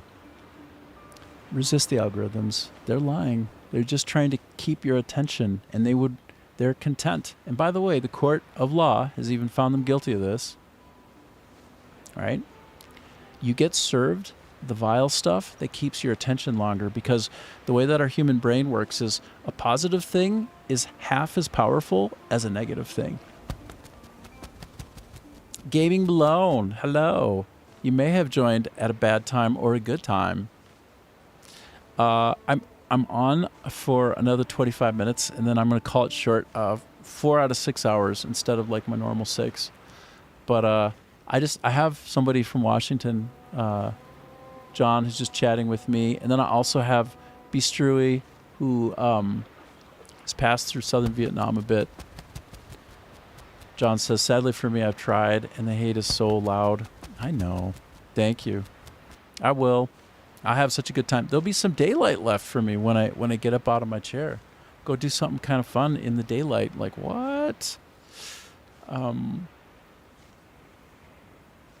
the hate is so loud. Well, human beings are conditioned to survive, right? We're conditioned to prefer and be most aware of the negative stuff.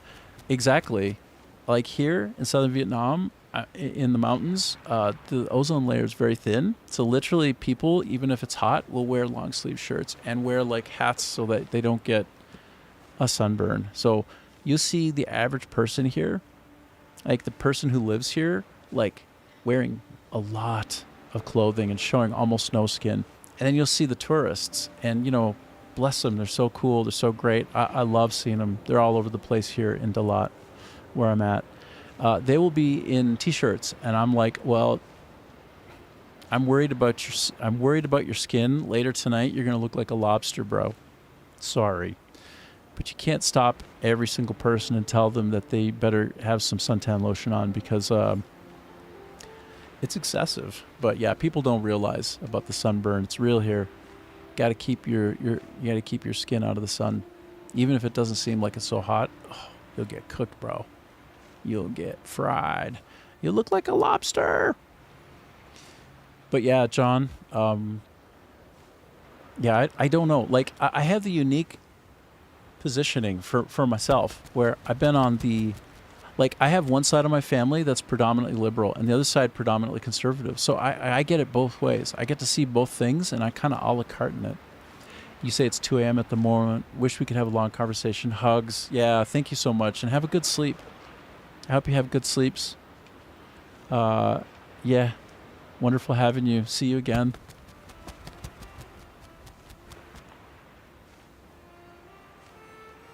But yes, it's interesting to have two different points of view from people that you trust, and you get to realize that there's a through line between all of them, right?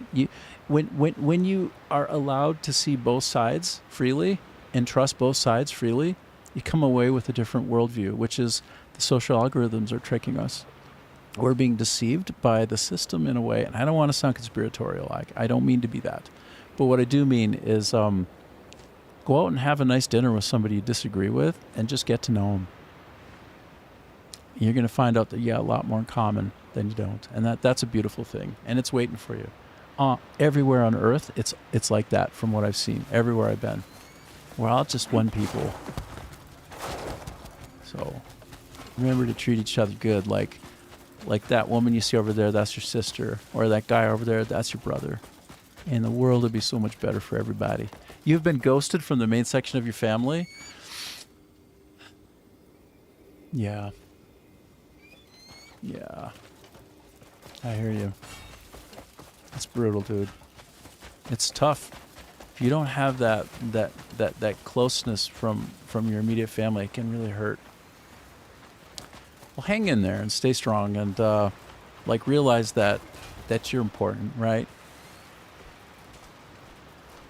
Love yourself, all right? Because at the end of the day, that's your main job. You got to be good to yourself, and you deserve it.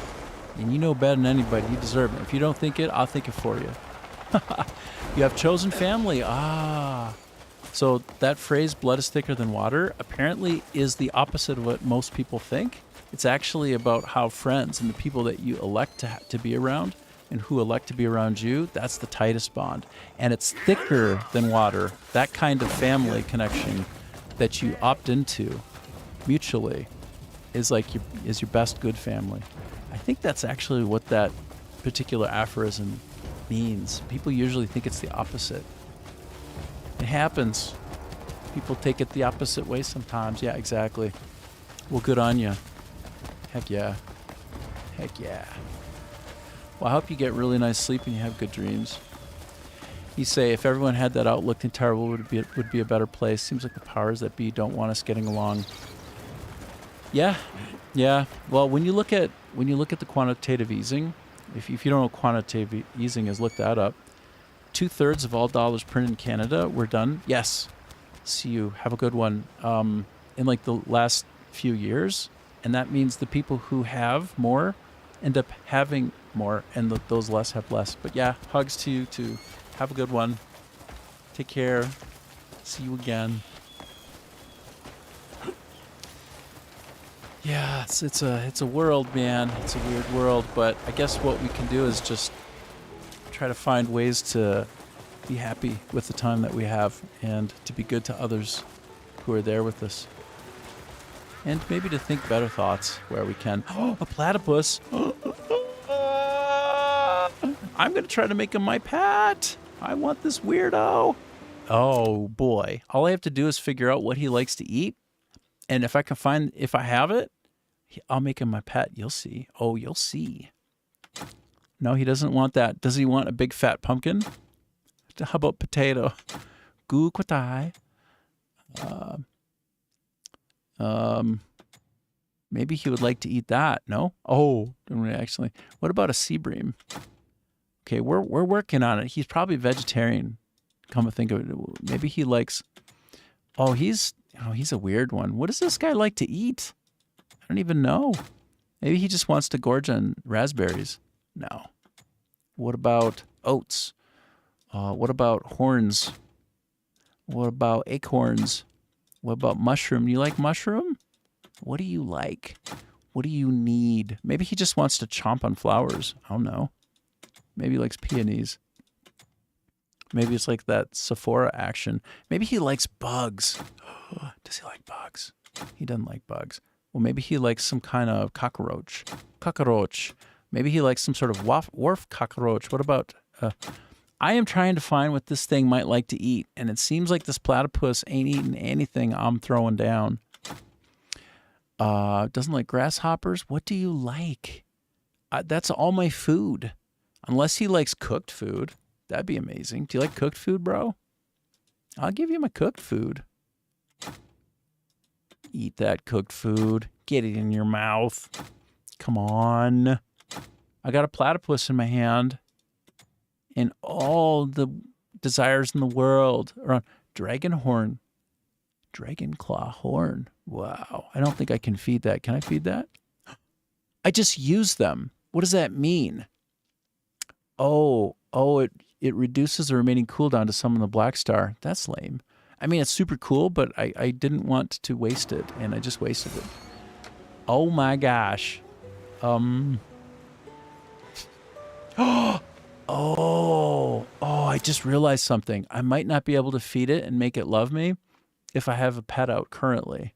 So just in case, I'm going to take off the baby wyvern so that it's a nice straight path to adopting my next pet with no distractions. I gotta go back to my food area and see if he'll take something. Does he like honey tea? I mean, if he likes honey tea, by all means. I mean, oh, no. So whoop. Okay, so nope, that won't do it. Okay, I don't think he's gonna. Yeah, he won't take any of this. What does this takeout mean? Oh. Okay. Okay, I already tried all these things. It'd be crazy if you like Palmer pills. If you like eat a Palmer pill, but it doesn't seem like it. I've already tried all. Well, I didn't try that one to be fair. No, and we already tried this. But again, we're working on that theory. It's a unlikely theory that if I have a pet out, I can't feed the other one. But I can't say for sure. I don't know. Okay, so what if I turn these into seeds? Let's just say I gather literally all seeds. Now, could it be true? I mean, probably not. But could it be true that actually this guy would like, shoot. I see. So it looks like feeds can't be fed. Feeds? Seeds can't be fed. What about, can I feed that? What about this? Will you eat that? No. I think that what about some kind of, can I get my platypus drunk? No. You want to just drink some random red dye number blah? What about, no, don't do that. Mystical pine, okay. I'm accidentally digesting those and I really don't want to. Okay, so we are looking for something to feed and I'm about to give up because it unfortunately seems like it might not be possible. I'm trying to feed this platypus because who doesn't want a platypus as a pet? I don't know what to do. Let me switch over real quick I'm going to switch off my game capture. I'm going to go look for one loose minute on Google Gemini. Crimson Desert. I want to feed a platypus to make it a pet. Can I? If so, what will it allow me to feed it? Let's learn and grow together about the platypi. Okay, yes, Max Trust. Razor clams. Oh, or a golden apple. Oh my gosh.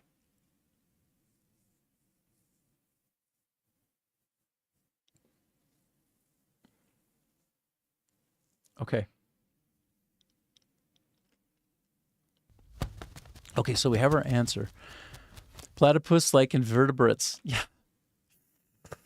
You're right. Oh my gosh. Sorry. I'm just catching up. That's what it just told me. So if I find clams, I don't want them to disappear. So I'm like, can I find a clam or two around here? If I look before I set him down, I don't want him to disappear. I think he's going to run away. Oh, those are invertebrates. Okay, I'm going to set him down. Don't go far, okay? I'm going to try to feed you. You and I, we can be buddies. I don't think these aren't invertebrates. They have backs. They have spines.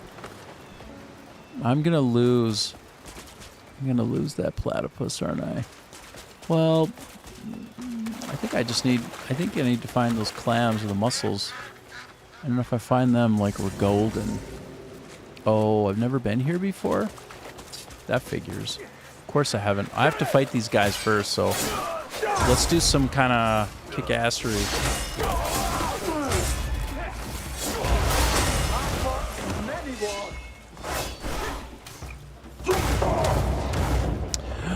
Whoa! That's right. That's right. That's what you get for messing with me. Cool. Sir. Oh, sir. Oh, sir. Oh. What the hell? Oh, bro. Get out of there. Stick and move, stick and move. What is he doing? Why is he here? Why is there a bear here on the water? Holy crap. I'm going to try to punch him. Oh, no. Maybe I can tame him, by the way. All right. Can I get him? Can I get him? Can I get him? Get him. Oh, shift. Oh, no, shift what? He's chewing me up. He's eating me in the worst way. Oh, okay. Holy crap. I'm on him. Okay, I'm going to try to punch him into submission. I don't want to hurt him, but I do need to punch him into submission.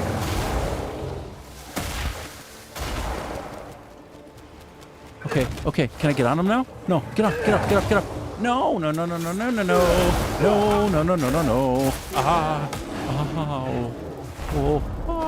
Oh, he's such an ass kicker, this guy. Oh, no. Get out. Okay. I need to switch my food type before I die the worst death. I need to recover my health, and that's for sure.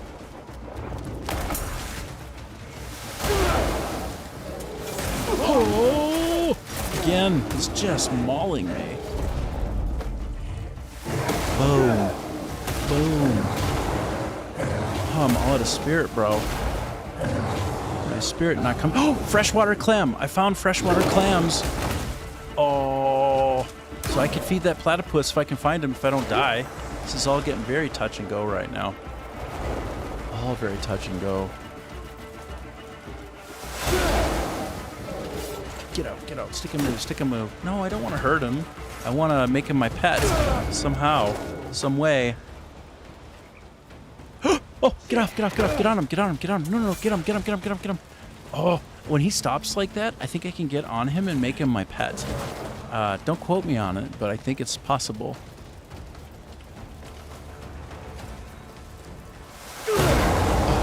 Yeah. Get out of there. Stick and move. I need to get some of my health back. This is very dangerous what I'm doing right now. Oh. I thought that this...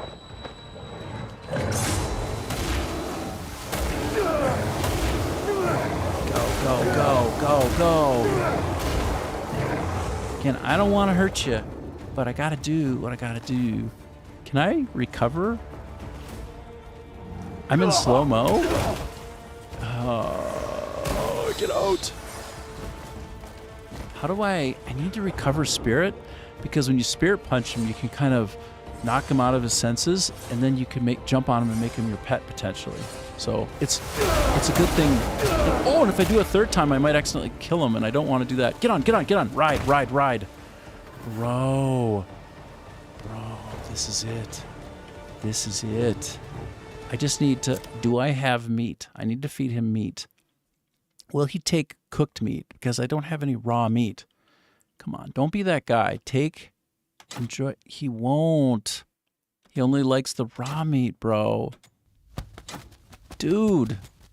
I just discarded a meat. Oh, no. Will you take some really premium meat? No? Will you take fish? Surely you'll take fish. Of course you will. Oh, 40 trust. He's going to be my buddy. I'm going to make him my pet. It's happening. It's all happening right now on the pet sphere. First I get a bear. A second bear, by the way. I've had another bear. This will be, now they'll be able to hang out with each other and have a good time. All right. And then I'll go for the platypus because I found some clams in the area.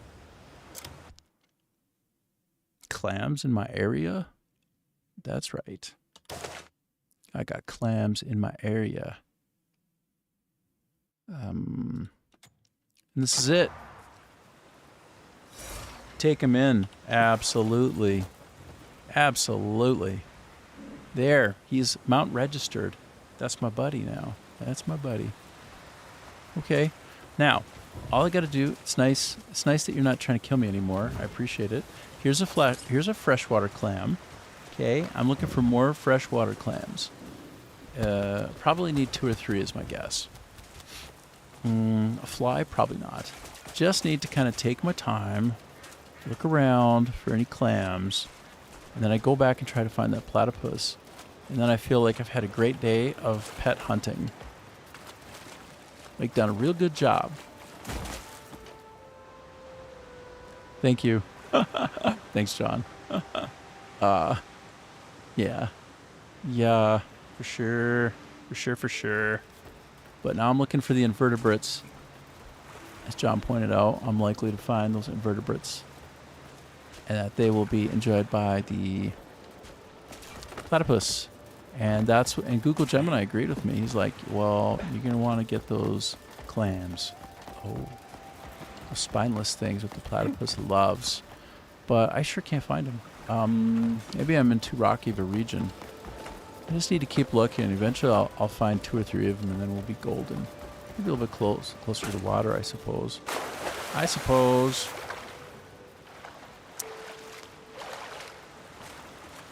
Do.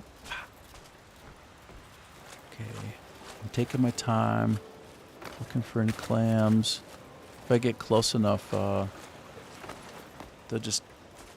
appear as there'll be like an E button, and it'll say clam. Then I'll take it, and I'll finally go and feed. Oh, look at all these guys. Carrie. Oh, I've never had them before. What is it? A ruddy shell duck. Cool. Well, anyway, I'll let you go. I love that I can just walk right up to a duck and just scoop them. Here's another one. What do we have here? Oh, a wild duck. All right, well, continue to be just as wild as you want. I could have tried to feed him and made him my buddy, by the way. Because if you can pick them up and you can feed them, they become your pet. And they'll just follow you around quacking all day. Honestly, I should have done that. But there's a platypus. But I'm really nervous. I have to set him back down. Because if I don't have enough clams, it's just not going to matter. And then I'll set him down, and I'll have to start over from scratch. Because the odds of me finding that same platypus, quite low. I think quite low. Probably. Man, I have 5 minutes before I got to hop off, so I need to find a couple more clams. Dragonfly? I'll just grab the dragonflies, just in case. Just in case somehow the platypus also wants some of that action. Take one more kick at the can here. That looks like a little hole I could try to go into, but I think it's not actually for me. It's too little. I can do it. I think so. Oh, what? Look. Oh no, that was a trick. It's just part of the rock. I thought it was a clam. It looked clam-like, but it wasn't. Come on. I think maybe I'm too far away from the water, but sometimes I'm surprised. Let me just wander out here more. I wonder if they would they be willing to eat a frog? I'll pick them up just in case. Oh, it's burrowing too. Oh, got him. Oh, another freshwater clam. Oh, I think I might have almost done it. I need to get one more just to be sure. Oh, I got another one. It's going to happen. Oh, I got another one. 100%. I got another one. Oh my gosh. How come they're all just like showing up right now? Another clam. Never seen how did all the clams just start coming up? Is it because I'm crouching? Is the crouch, is that the play? I need to get closer to the world. Look at all these things. I never even gotten a freshwater crab before. That's the first time. Oh. Okay. Oh, another clam. They're everywhere. Isn't it cool how the thing that you need to make it the pet, to feed them, to make them happy, is right near where you would get them? That's super cool. I love it. What is this? Some kind of axolotl. I didn't think I'm saying it right, but I know what those are. They're very special. If you look at them, look at a picture of them on the internet. They're quite lovely. All right, I've done it. Now all I have to do is find platypus. And this is about to happen. Oh man. I feel a real sense of accomplishment. I literally just tamed a bear. I made a bear my good friend. Hold on. Now I'm getting obsessed. I'm literally obsessed with everything on the ground. Okay, I'm looking for the platypus. Where is he? Where's that guy? He's going to be around here somewhere. Another freshwater clam. I went from not finding any to like a million of them everywhere. Okay. Where's that platypus? Where are you? If I just stop and don't move. Okay. I can do it. I have faith in this too. I know it. It can be done. Another clam. Well, I know that platypus is around here somewhere. Oh, I'm constantly seeing the movement of these frogs. Okay, well, actually, I wish I could make a frog a pet. Is that weird? Why not? Like, feed it forever? It's like an eternal frog, and it becomes so large that I can ride the eternal frog. The amphibian joyride. Okay. Okay, so last I checked, it was somewhere around here, right? A platypus. Where's that platypus? Where? But he's also been on the other side. I wonder if there's only one. And he like sort of migrates, like he's on a little bit of a circuit, and he goes around and around. Like, because I first saw him, another freshwater clam. Are you kidding me? Oh, baby. Oh, baby. Ah. Oh, yeah. That's the deal. That's it right there. Okay, this is happening. Time for you to taste that invertebrate. Look at, I have so many. It's going to work. Of course it's going to work. Of course it worked. You were right. Another bear. I have 2 bears. Yes, I have 2 bears now. Okay, I just feed him a couple more times, then he's my guy. He's going to run around picking up the stuff for me off the ground. They're like auto looters. Not only are they cute and adorable, but also they are very practical. Okay, 100%. He's my guy. I just made him my guy. That's it. We did it. He's my guy now. He's going to follow me around everywhere. There he is. Okay, I can pick him up and I can pet him now too. I think I can pick him up. Yes, I can pick him up. I'll pick him up. I'll give him one loose pet, and then we did it. Yes. So good. All right, I'm going to give him a nice pet. Wait.